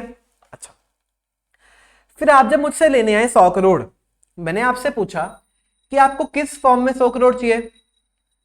सर फॉर्म का क्या मतलब है? दोस्तों, क्या आप ये 100 करोड़ की इक्विटी रेज करने वाले हो कि आप डेट में पैसा रेज करोगे, यानी किस तरह की सिक्योरिटीज इश्यू करोगे आप मुझे इस 100 करोड़ के बदले? तो आपने शार्क टैंक देखा होगा ना, शार्क टैंक में भी क्या होता था कि आप जाते थे, अपने बिजनेस की वैल्यूएशन बताते हो कि इस बिजनेस वैल्यूएशन पे मान के चलो मुझे 50 करोड़ इक्विटी चाहिए और 40 लाख का डेट चाहिए, फॉर एग्जाम्पल, है ना? तो आप खुद जाते हो और बताते हो। अच्छा, तो दोस्तों मैंने आपको पहले बोला कि आप 100 करोड़ लेने आए, तो यहां पे टाइप्स ऑफ फाइनेंसिंग क्या होंगी,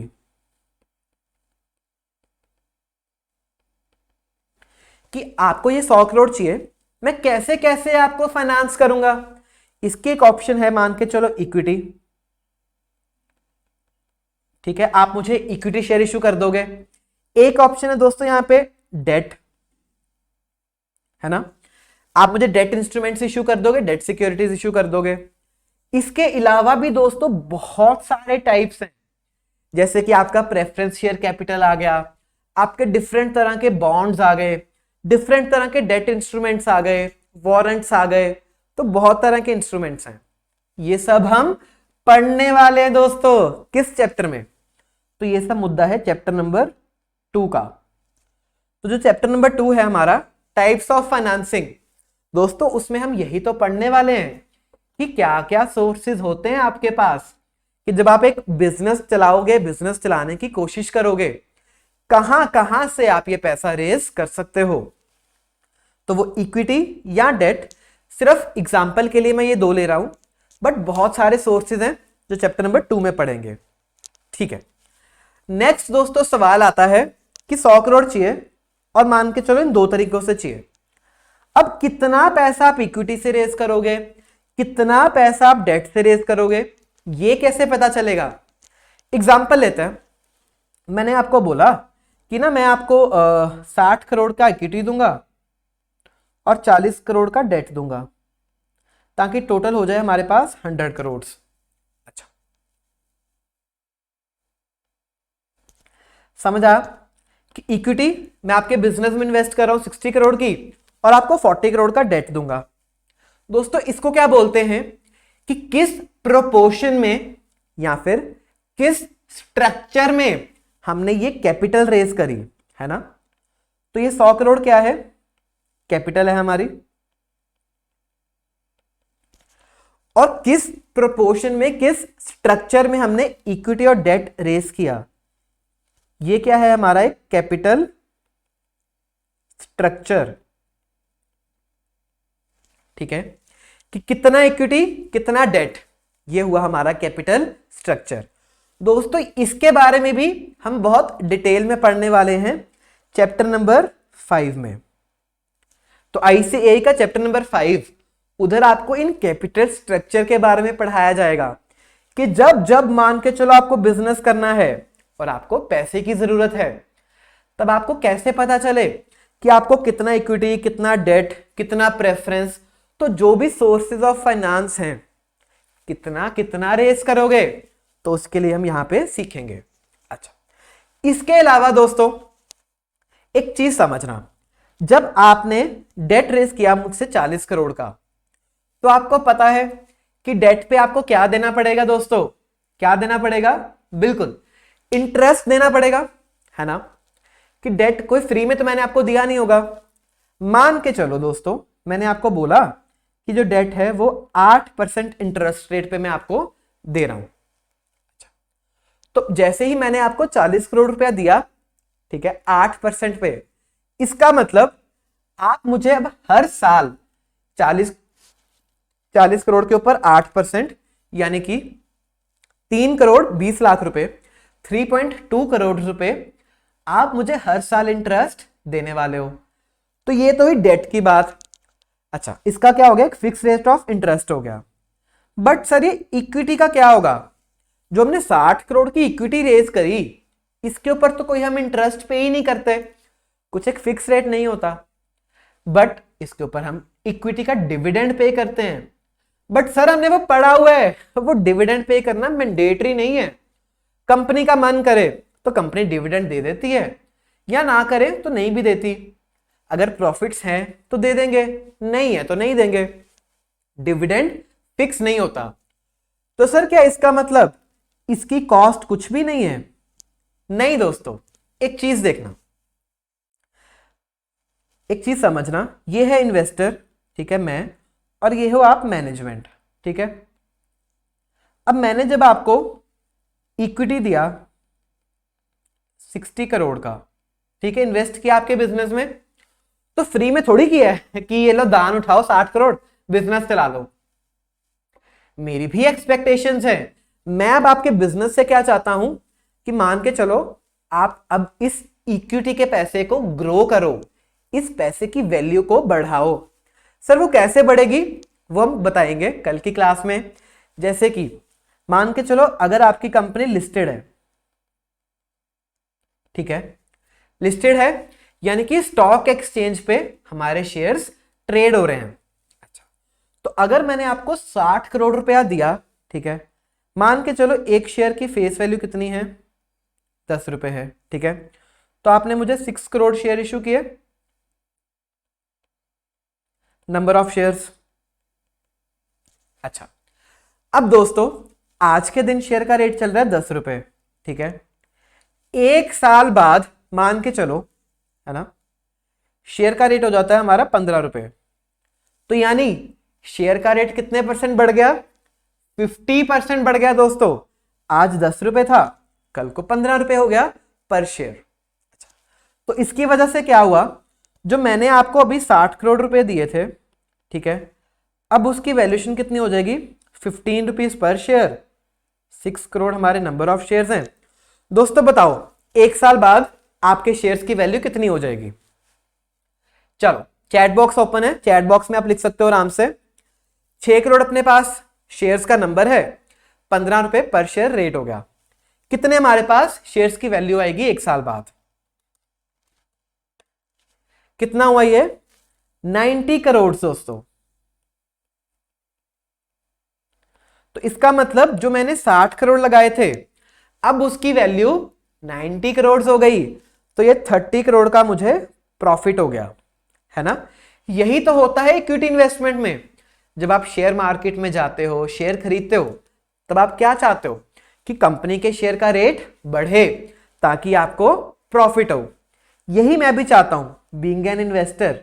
जब मैंने आपकी कंपनी में इन्वेस्ट किया कि मेरे शेयर्स का रेट बढ़ जाए। तो ये शेयर्स का रेट बढ़ जाए, क्या ये फिक्स होता है। मान के चलो इस साल तो 50% से बढ़ गया, है ना। अब हो सकता है नेक्स्ट ईयर ये रेट 10% बढ़े, हो सकता है -30% भी हो जाए। तो शेयर मार्केट एक वोलेटाइल मार्केट है ना।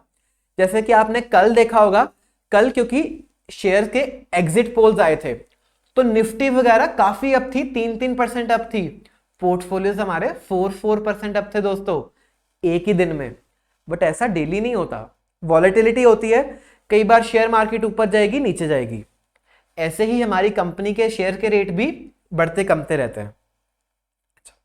बट मैं जब आपको ये पैसा दे रहा हूं बीइंग एन इन्वेस्टर, मेरी कुछ एक अब एक्सपेक्टेशंस हैं कंपनी से कि जब मैंने ये आपको 60 करोड़ रुपया दिया, तो कम से कम आप मुझे हर साल 20% की रिटर्न्स निकाल के दोगे।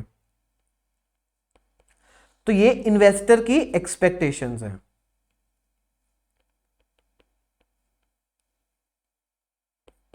अच्छा, तो इसका मतलब दोस्तों, जब भी हमने इक्विटी ली, इसका मतलब ये नहीं उसकी कॉस्ट जीरो है, हमें इन्वेस्टर्स को कुछ नहीं देना। नहीं दोस्तों, जब भी इन्वेस्टर्स हमारे बिजनेस में पैसा लगा रहे हैं, उनकी कुछ एक एक्सपेक्टेशंस हैं। तो इस केस में मान के चलो 20% एक्सपेक्टेशंस हैं हमारे शेयर होल्डर्स की कि हम इस बिजनेस से, इस इन्वेस्टमेंट से रिटर्न्स कमा लें। अच्छा, तो इसका मतलब दोस्तों, ये जो हमने इक्विटी रेस किया, इसकी कॉस्ट क्या है हमारे लिए, 20% है। तो जो इन्वेस्टर्स की एक्सपेक्टेशंस हैं वही हमारे लिए कॉस्ट बन जाती है। अच्छा, ये इतना सिंपल भी नहीं होता दोस्तों, बट इसके लिए फिर से एक फुल फ्लेजेड चैप्टर आपके सिलेबस में है, जिसमें हम ये पढ़ने वाले हैं इसके बारे में, ये सब के बारे में। ये क्या है, कॉस्ट ऑफ कैपिटल, यानी जब आपने ये कैपिटल रेस करी, इक्विटी रेस किया, डेट रेस किया, तब आपको कुछ एक कॉस्ट बेयर करनी पड़ी। डेट के ऊपर हमें इंटरेस्ट देना पड़ा, इक्विटी के ऊपर हमें इन्वेस्टर की एक्सपेक्टेशंस को मीट करना पड़ा। दोस्तों अभी के लिए आप इतना समझो, इसकी डिटेल अंडरस्टैंडिंग हम चैप्टर नंबर 4 में कॉस्ट ऑफ कैपिटल में जाके समझ लेंगे। अच्छा, इसके अलावा दोस्तों आपके सिलेबस में एक और है, चैप्टर नंबर 6, जो बात करता है लेवरेजेस की। अब ये लेवरेजेस क्या है दोस्तों, जैसे ही आपने डेट रेस किया, है ना, एक fix source of finance raise किया, तब आप मान के चल रहे हैं हम एक लेवरेज यूज कर रहे हैं, हमें एक एडवांटेज मिल रहा है। दोस्तों इसकी डिटेल अंडरस्टैंडिंग अगेन हम चैप्टर नंबर 6 में लेंगे। तो चैप्टर नंबर 4, 5 और 6, ये तीनों चैप्टर्स हमारे इस कैपिटल को रिलेट करते हैं कि जब हम एक कैपिटल रेस करेंगे तो कैपिटल कैसे रेस करेंगे, किस प्रोपोर्शन में रेस करेंगे, है ना, क्या कैपिटल स्ट्रक्चर होगा, क्या कॉस्ट ऑफ कैपिटल होगा। तो ये सब हम पढ़ने वाले हैं इंडिविजुअल चैप्टर्स में।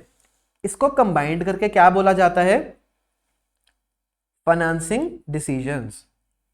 दोस्तों मैं यहां पे एफडी लिख रहा हूं, बट इसकी फुल फॉर्म क्या है? Financing decisions.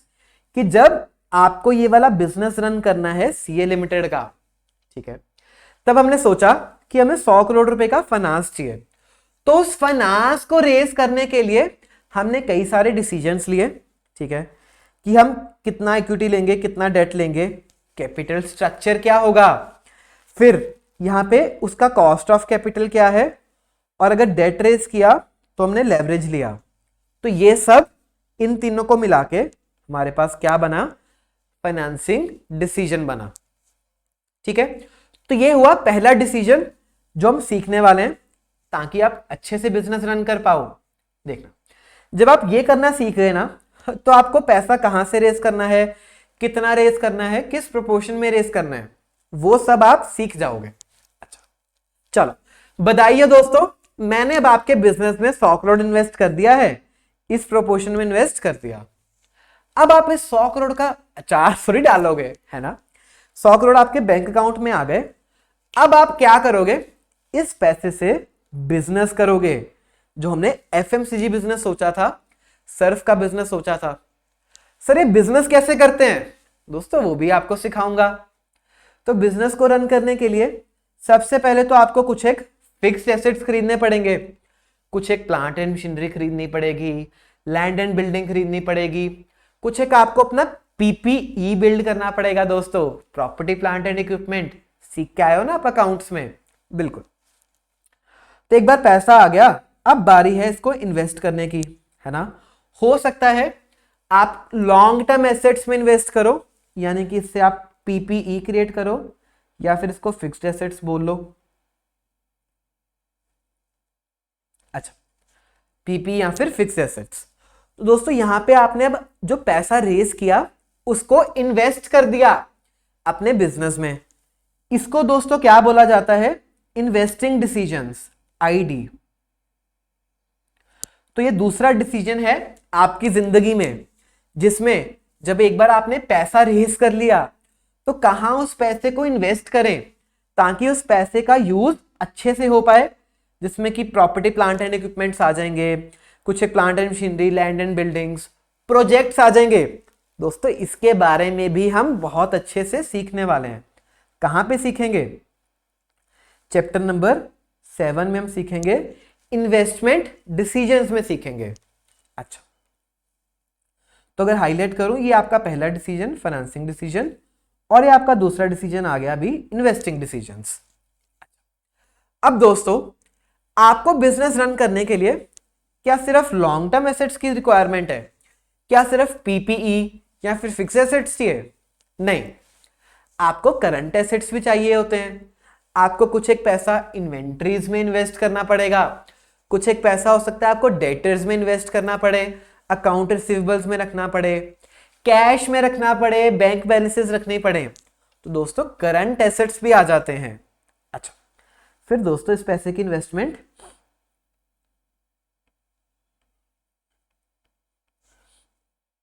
एक आप करने वाले हो हमारे करंट एसेट्स में, ठीक है, इसको मैं सीए लिख रहा हूं, फुल फॉर्म है इसकी करंट एसेट्स, ठीक है, या फिर करंट लायबिलिटीज भी आ जाएंगी, है ना। तो यहां पे शॉर्ट टर्म आ गए आपके करंट एसेट्स और करंट लायबिलिटीज। दोस्तों इसको क्या बोला जाता है? इसको बोला जाता है हमारा वर्किंग कैपिटल। अगर तो आपने ये टर्म पहले सुनी हुई है वर्किंग कैपिटल।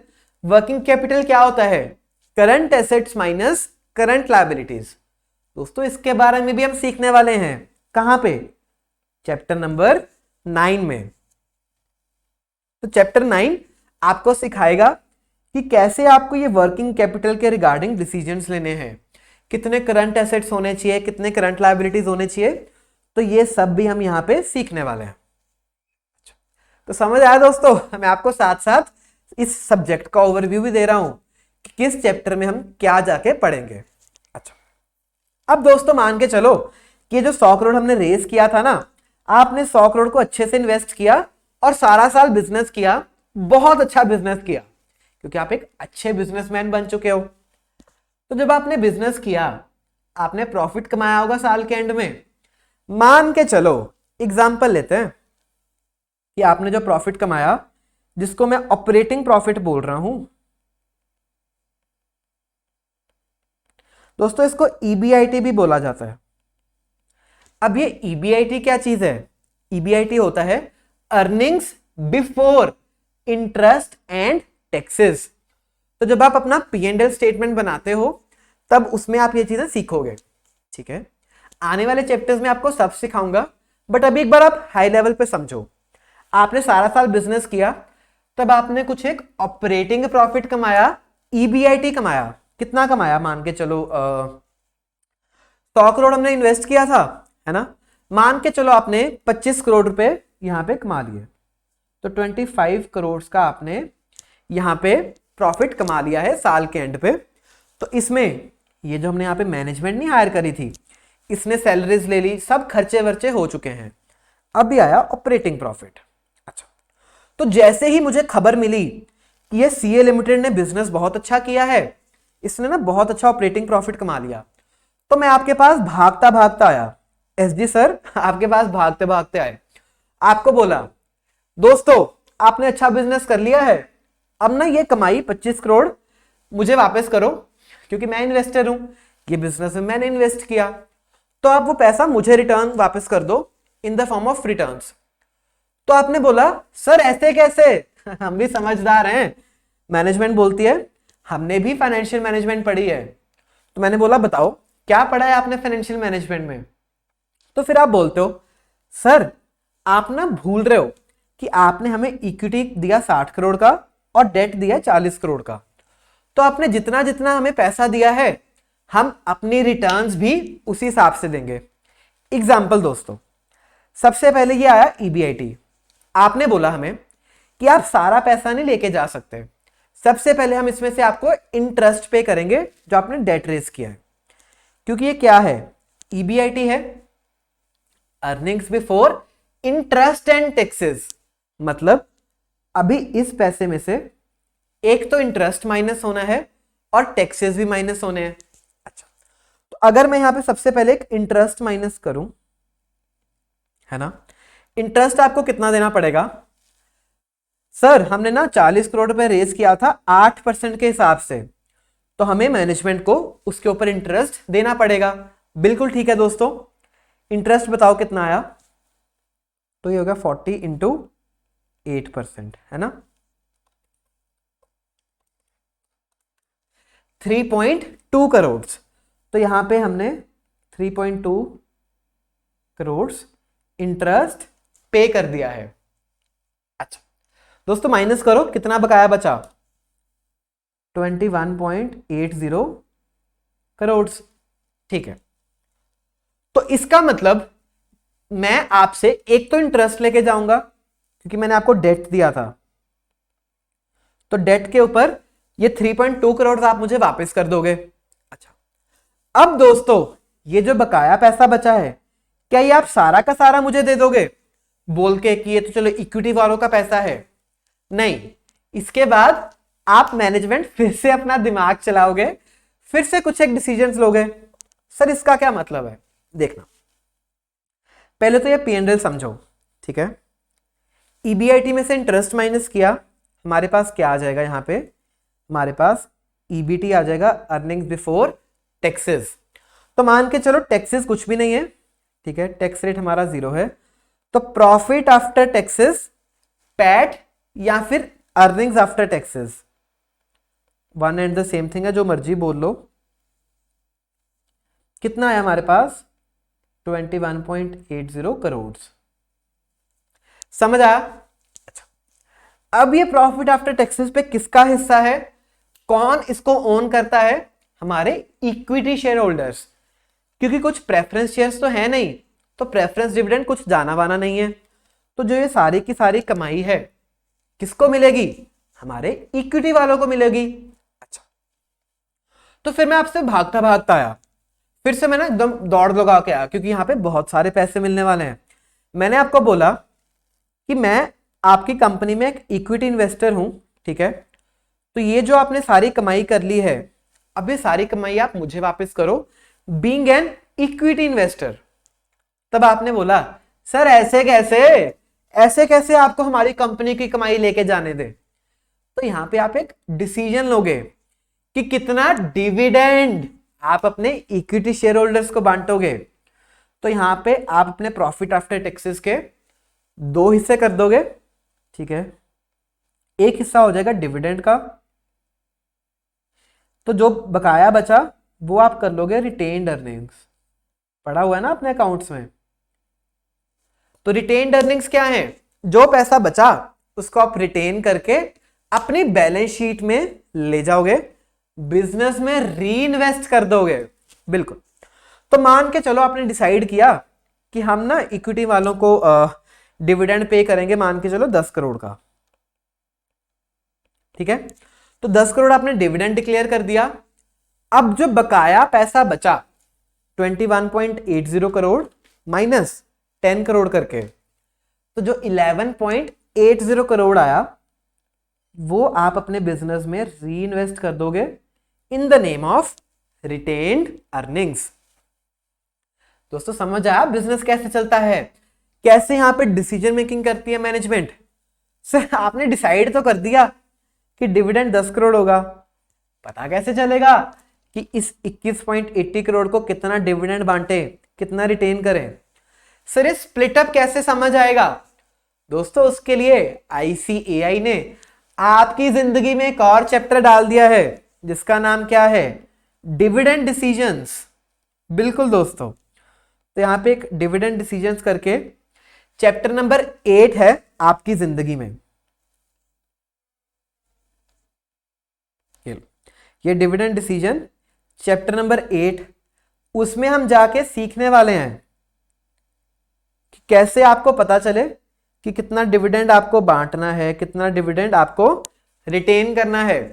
तो ये सब हम वहां पे सीखने वाले हैं।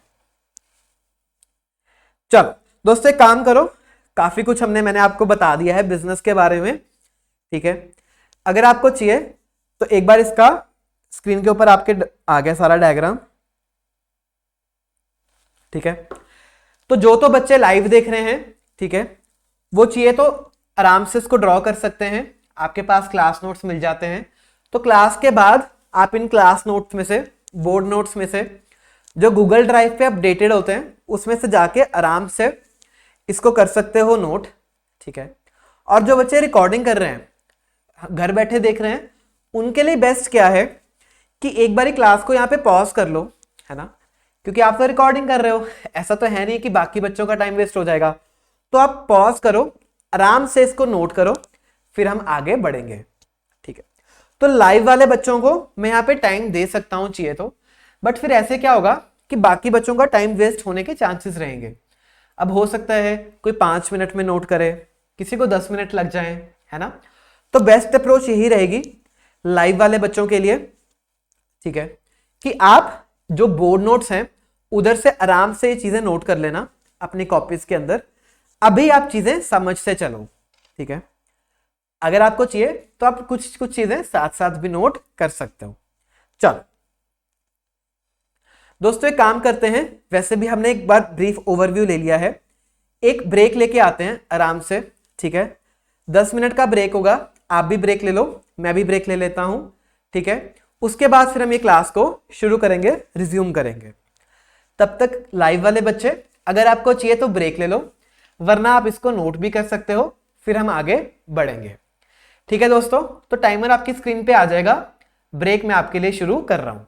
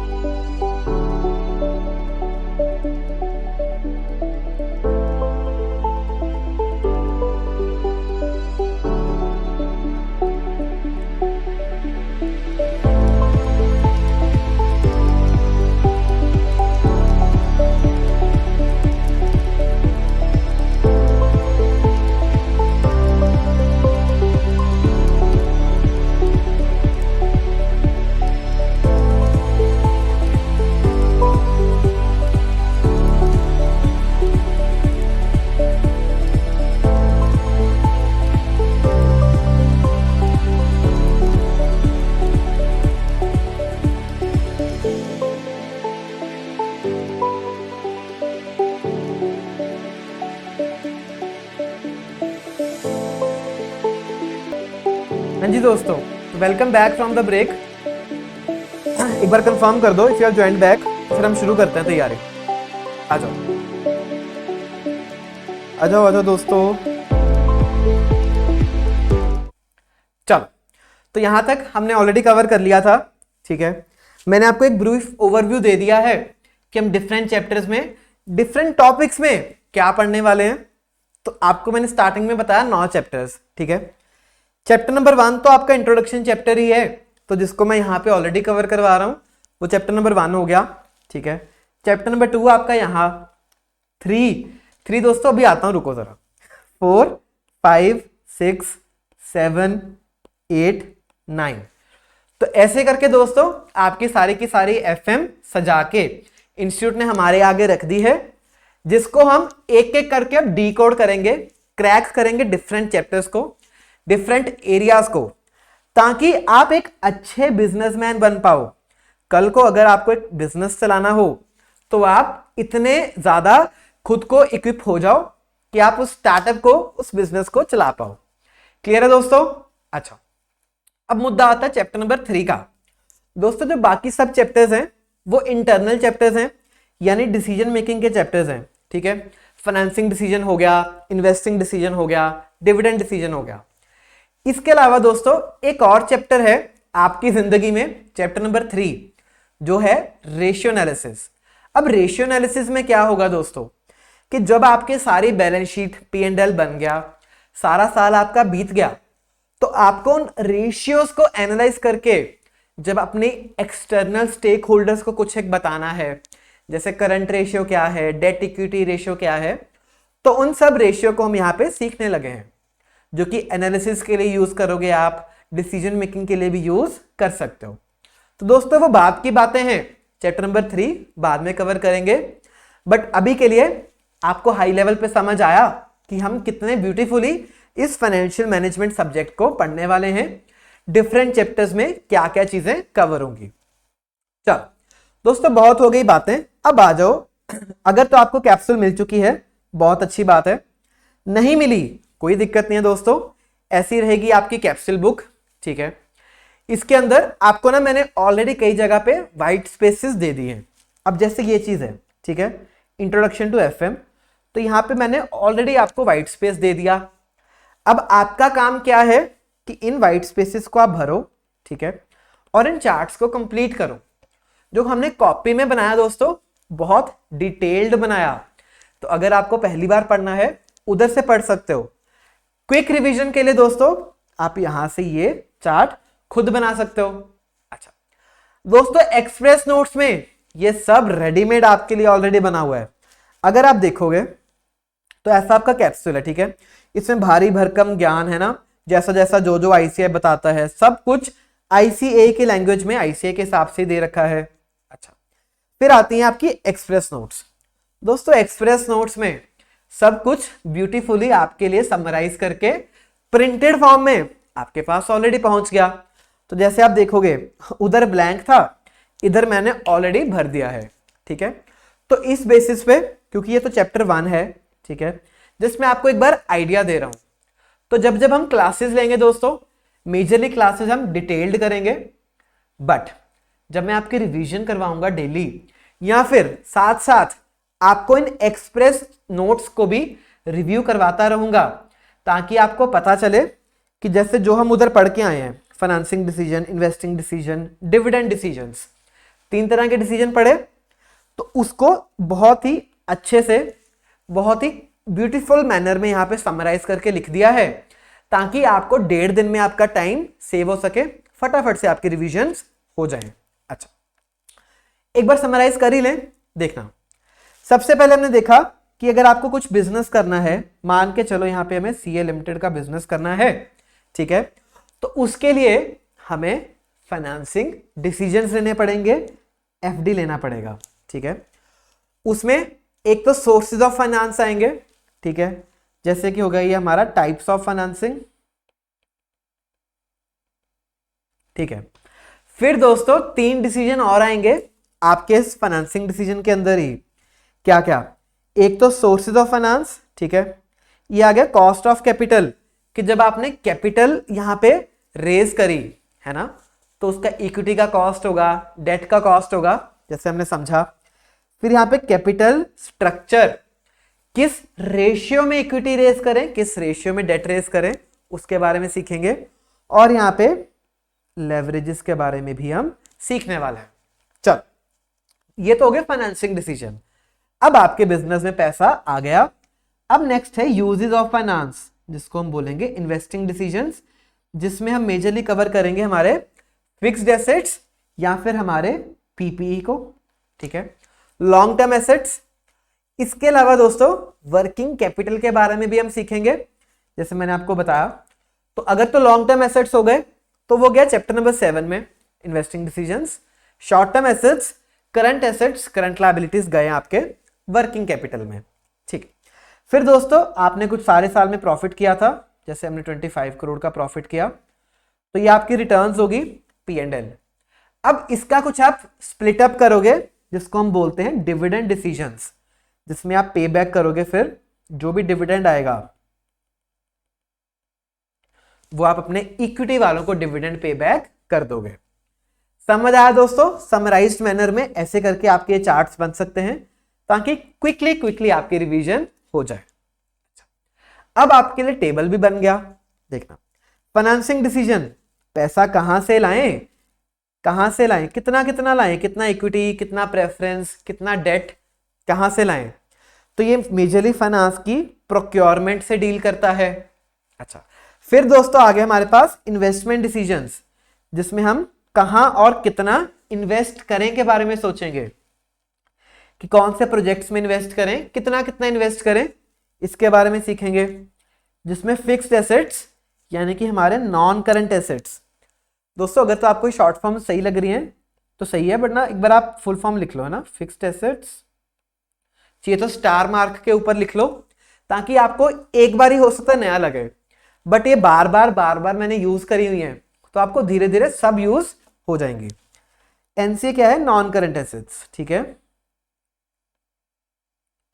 तो नॉन करंट एसेट्स उसकी बात की जाएगी, जिसमें हम कैपिटल बजटिंग सीखेंगे। दोस्तों कैपिटल बजटिंग क्या है, कि मान के चलो हमारी कैपिटल है 100 करोड़ की, ठीक है, अब उसको कहां यूज करना है, कौन से प्रोजेक्ट्स में इन्वेस्ट करना है, ये सब हम सीखने वाले हैं अंडर इन्वेस्टमेंट डिसीजंस, ठीक है। These relate to utilisation of finance. फिर आ जाएगा डिविडेंड डिसीजंस, ठीक है, जिसमें कितना सेव करोगे और कितना बांटोगे। सेव करोगे मतलब दोस्तों यहां पे हम रिटेन्ड अर्निंग्स की बात कर रहे हैं, कि कितना पैसा हम बचा के बिजनेस में री इन्वेस्ट कर देंगे, रिटेन कर लेंगे, और कितना पैसा हम शेयर होल्डर्स में बांट देंगे in the form of dividend, तो वो भी सीखेंगे। इसमें एक डिविडेंड पे आउट रेशियो होती है। डिविडेंड पे आउट रेशियो क्या है कि मान के चलो हमने 100 रुपये कमाया, ठीक है, 30 हमने डिविडेंड दिया, 70 हमने रिटेन किया, ठीक है, तो ये 30% क्या हो गया हमारे लिए डिविडेंड पे आउट रेशियो, कि कितनी हमने कमाई की थी उसका कितना परसेंटेज हमने डिविडेंड बांट दिया, वो होगा हमारे लिए dividend pay out ratio. Clear है? ये भी आपकी फाइनेंस से यूटिलाइजेशन को ही रिलेट करता है। तो बेसिकली यहां से हम प्रोक्योर करेंगे फाइनेंसिंग डिसीजन से, और दो जगह इसकी यूटिलाइजेशन होगी, एक तो इन्वेस्टिंग डिसीजंस में, फिर एक डिविडेंड डिसीजन में। ठीक है, तो 3 तरह के आपके डिसीजंस हो गए।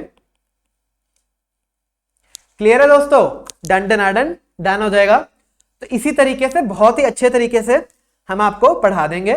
ये सब्जेक्ट कई बच्चों को ना थोड़ा सा ट्रिकी लगता है, बट हम तैयारी अच्छे से करेंगे, क्वेश्चंस की प्रैक्टिस करेंगे, देखना ये सब्जेक्ट आपका हो जाएगा। चलो अब आओ दोस्तों अपने कैप्सूल के ऊपर। बस एक आधा टॉपिक और करवाना है, आज की क्लास में हम लाइट ही रखेंगे, ठीक है, बाकी हम कल शुरू करते हैं। चलो दोस्तों, ये तो अब आप कंप्लीट कर लोगे, ऑलरेडी आपको कॉपी में बनवा दिया, आपके एक्सप्रेस नोट्स में बना हुआ है, तो कैप्सूल में आप खुद एक बार प्रैक्टिस कर सकते हो। ठीक है, फिर दोस्तों आ जाती हैं डेफिनेशंस। फाइनेंशियल मैनेजमेंट की डेफिनेशंस क्या हैं? अब देखना ही आपको ऑलरेडी आती होंगी। सर क्या ये एग्जाम से रेलेवेंट है? अ बिग क्रॉस, ठीक है, आपको इनको याद करने की, रटने की कोई भी जरूरत नहीं है, ठीक है, एग्जामिनेशन पॉइंट ऑफ व्यू से, बट समझने के पॉइंट ऑफ व्यू से हम एक बार तो रीडिंग कर ही सकते हैं, है ना? तो जो जो भी इंपॉर्टेंट एरियाज होंगे वो मैं आपको बता दूंगा, आपको टेंशन लेने की कोई जरूरत नहीं पड़ेगी। चलो, financial management is concern with efficient acquisition, यानी फाइनेंसिंग कहां से रेज करें, एंड एलोकेशन।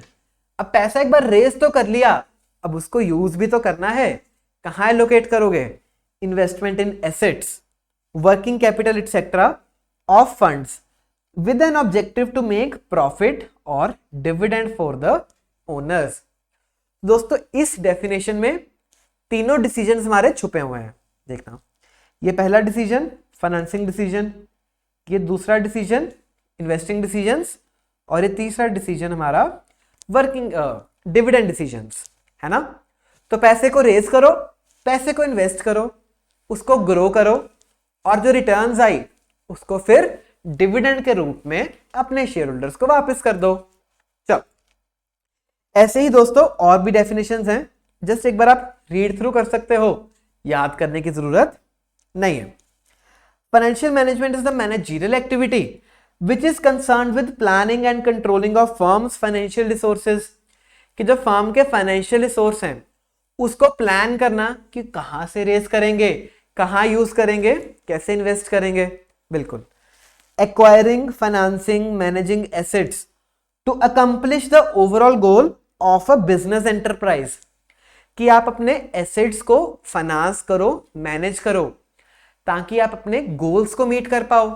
सर ये बिजनेस का गोल क्या है? बिजनेस का ओवरऑल गोल होता है wealth maximisation to maximise the shareholders wealth. इसके बारे में हम कल की क्लास में डिटेल में चर्चा करेंगे, क्या इसका मतलब है शेयर होल्डर्स की वेल्थ को मैक्सिमाइज करने का। दोस्तों एक हिंट मैंने आपको दे दिया ऑलरेडी, शेयर के प्राइस को बढ़ाना, है ना? तो अगर आप शेयर मार्केट फॉलो करते हो, आपने देखा होगा कि यहां पे शेयर्स के रेट रोज बढ़ते हैं, कम होते हैं। तो एक एग्जांपल लेते हैं, आ जाओ, एक काम करते हैं, यहां पे आ जाओ क्रोम पे, हम सर्च करते हैं रिलायंस का शेयर प्राइस। रिलायंस कंपनी सबने सुना होगा। अच्छा, तो दोस्तों अगर यहां पे आप देख रहे हो, आज के दिन जो शेयर का रेट है वो थोड़ा सा डाउन गया है ना, 0.81, क्योंकि आज रिजल्ट्स आ रहे हैं, काउंटिंग हो रही है लोकसभा सीट्स की, 4 जून है दोस्तों। तो आने वाले 5 साल हमारी कंट्री के लिए कैसे बीतने वाले हैं उसका फैसला आज होने वाला है। तो इसीलिए मार्केट बहुत वॉलेटाइल है हमारी, है ना। तो ऐसे करके आप यहां पे शेयर का रेट देख सकते हो। अच्छा, अगर मैं पिछले 1 साल की बात करूं, ये 1 साल होराइजन की बात करोगे आप, है ना, तो ऐसे करके कुछ हमारे शेयर का प्राइस होता है। अब ये 2996 क्या है दोस्तों, रिलायंस इंडस्ट्रीज लिमिटेड कंपनी का नाम। तो अराउंड 3000 का पर शेयर का रेट है रिलायंस का। अच्छा, जो कि पिछले 1 साल में 20% से बढ़ा है। तो अगर आप यहां पे देखोगे सेंटर में, है ना, 20% से शेयर का रेट बढ़ गया, यानी कि 518 से हमारे शेयर का रेट बढ़ा है। दोस्तों यही तो बिजनेस का गोल है जो अंबानी साहब बिजनेस कर रहे हैं। हम यहां पे फाइनेंशियल मैनेजमेंट सीख रहे हैं, किस लिए सीख रहे हैं, ताकि हम अपने शेयर का रेट बढ़ा पाए। इसीलिए दोस्तों हम यहां पे बात करेंगे वेल्थ मैक्सिमाइजेशन की, कि जिससे हम अपने शेयर होल्डर्स की वेल्थ को मैक्सिमाइज कर पाए। दोस्तों अब आने वाला जमाना क्या है, एक तो आप वेल्थ मैक्सिमाइज करोगे, शेयर्स के रेट को बढ़ाओगे। दूसरा दोस्तों, हमारे जो पॉजिटिव कैश फ्लो हैं वो ज्यादा इंपॉर्टेंट होते जा रहे हैं rather than the book profit. Sir इसका मतलब क्या है। दोस्तों देखना, हमारी जो फाइनेंशियल स्टेटमेंट्स बनती हैं, 3 बनती हैं मेजरली, एक बैलेंस शीट, P&L और एक कैश फ्लो, है ना।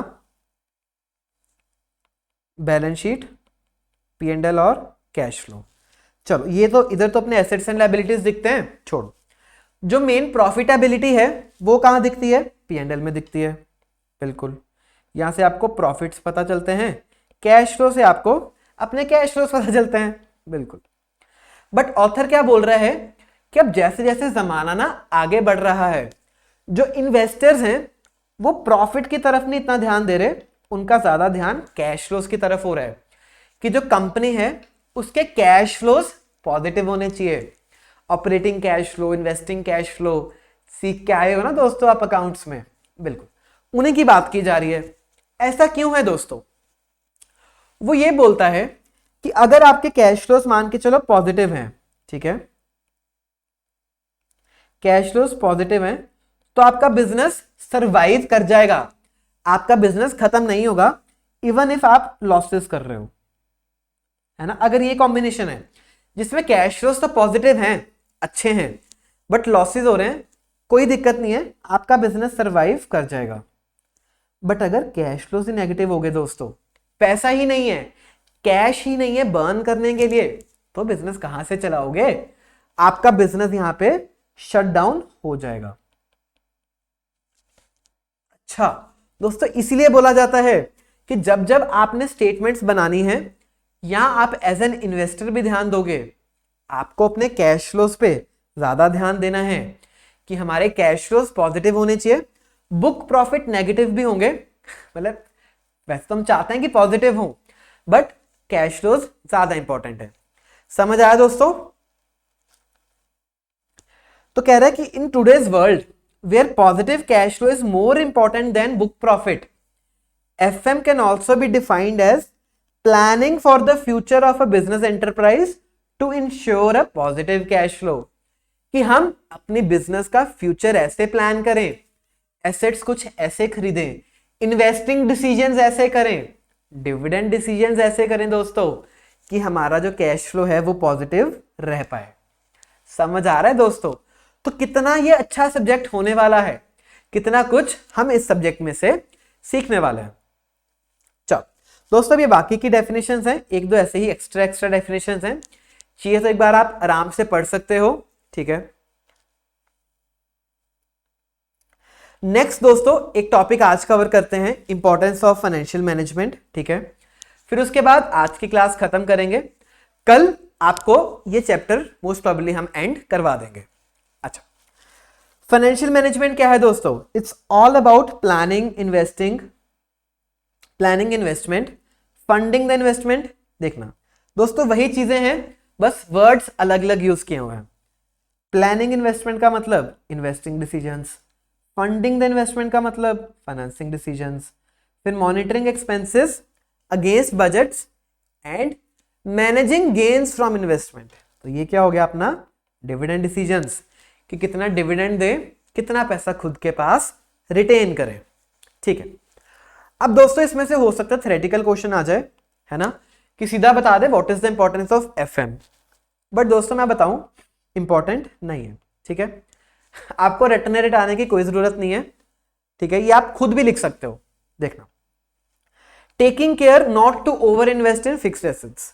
दोस्तों यहां पे किसकी बात की जा रही है? हमारे इन्वेस्टिंग डिसीजन की, कि जब आप इन्वेस्टिंग डिसीजंस लोगे, प्रॉपर्टी प्लांट एंड इक्विपमेंट खरीदोगे, फिक्स्ड एसेट्स खरीदोगे, अच्छे से खरीदना, बहुत ज्यादा इन्वेस्टमेंट मत कर देना कि आपकी वो इन्वेस्टमेंट वेस्ट ही हो जाए। मान के चलो आपको सिर्फ 50 करोड़ के एसेट्स चाहिए, आप 70 करोड़ के एसेट ले आए, तो वो 20 करोड़ के एसेट्स तो दोस्तों वेस्ट हो जाएंगे ना।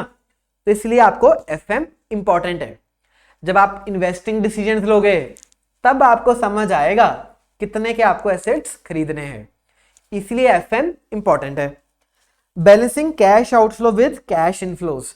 दोस्तों यहां पे वही कैश फ्लोज की बात की गई है। जैसे मैंने आपको पहले बताया कि हमारे बिजनेस के लिए पॉजिटिव कैश फ्लोज ज्यादा इंपॉर्टेंट है, तो हम एफएम भी वैसे ही करेंगे, डिसीजंस वैसे लेंगे जिससे हमारा कैश फ्लो पॉजिटिव आए। Ensuring that there is sufficient level of short term working capital. लो, वर्किंग कैपिटल दोस्तों चैप्टर नंबर 9 उसमें हम जाके सीख लेंगे, है ना। अब हो सकता है कि ये चीजें आपको अभी नहीं लगे, बट एक एक लाइन के ऊपर ना हमें पूरा पूरा चैप्टर दे रखा है, तो जब हम वो चैप्टर्स कवर करेंगे बहुत अच्छे से आपको ये चीजें समझ आ जाएंगी। Setting sales revenue targets that will deliver growth, okay.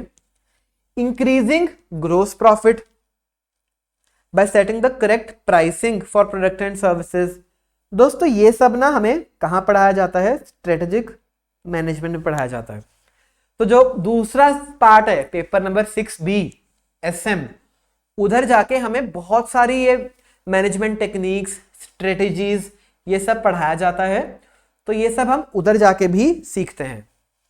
फिर यहाँ पे एक्सपेंसेस आ गए, कॉस्ट एफिशिएंट वेज आ गए, टैक्स प्लानिंग की बात की जा रही है, तो ये आप टैक्स में सीखते हो। तो ये क्या है ना, एफएम डिफरेंट सब्जेक्ट्स का एक कॉम्बिनेशन है। कैसे? अकाउंट्स में आप क्या करते हो? जो डिसीजंस लिए उसकी अकाउंटिंग करते हो, है ना, जर्नल एंट्रीज पास करते हो, कैश फ्लो स्टेटमेंट बनाते हो, P&L बनाते हो, बैलेंस शीट बनाते हो। बट जो डिसीजंस लेने हैं कि कितनी सेल्स करें, किस प्राइस पे सेल करें, पैसा कहां से रेस करें, कहां इन्वेस्ट करें, तो जो ज्यादा वैल्यू एडिशन वाली एक्टिविटीज हैं दोस्तों वो हम यहां पे सीखने वाले हैं, फाइनेंस में सीखने वाले हैं, और हमें बहुत मजा भी आने वाला है। चलो दोस्तों एक काम करते हैं, आज की क्लास को यहीं पे क्लोज करते हैं। हमने एक बहुत अच्छा ओवरव्यू लिया है हमारे सारे कोर्स का, हमारे सारे सब्जेक्ट का। तो कल से हम ज्यादा डिटेल्स में डीप डाउन करेंगे, ठीक है। अगर आपके पास कुछ भी टेक्निकल इश्यूज आ रहे हैं लाइव क्लासेस देखने में या रिकॉर्डिंग देखने में, डेफिनेटली आप कभी भी हमारी टेक्निकल टीम को रीच आउट कर सकते हो, ठीक है। और अगर आपने क्लासेस बाय आउट कर ली हैं तो डेफिनेटली आप हमारे सोशल मीडिया हैंडल्स को सब्सक्राइब करो, टेलीग्राम ग्रुप को ज्वाइन कर लो, ताकि कुछ डाउट्स एंड डिस्कशंस हैं वो डिस्कस कर पाएं। अगर आपको 1-to-1 मुझे रीच आउट करना है आप वो भी कर सकते हो। और अगर आपको क्लासेस बाय करनी है दोस्तों, तो मैंने आपको बताया bbvirtuals.com है, उधर जाके आप बाय कर सकते हो।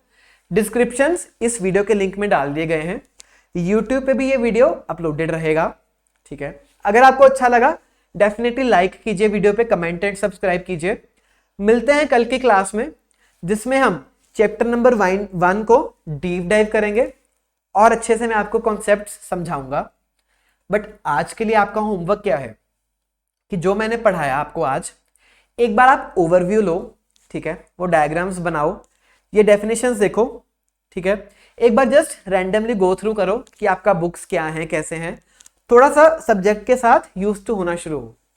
कल से दोस्तों हम बहुत अच्छे से तैयारी करेंगे, आपको होमवर्क भी मिलने शुरू हो जाएंगे, फिर आपको फुल डेडिकेशन, पूरी मेहनत, लगन और श्रद्धा के साथ, श्रद्धा किसी की फ्रेंड का नाम नहीं ले रहा दोस्तों, फीलिंग्स की बात की जा रही है, लगन, मेहनत और श्रद्धा के साथ हम यहाँ पे तैयारी करने वाले हैं।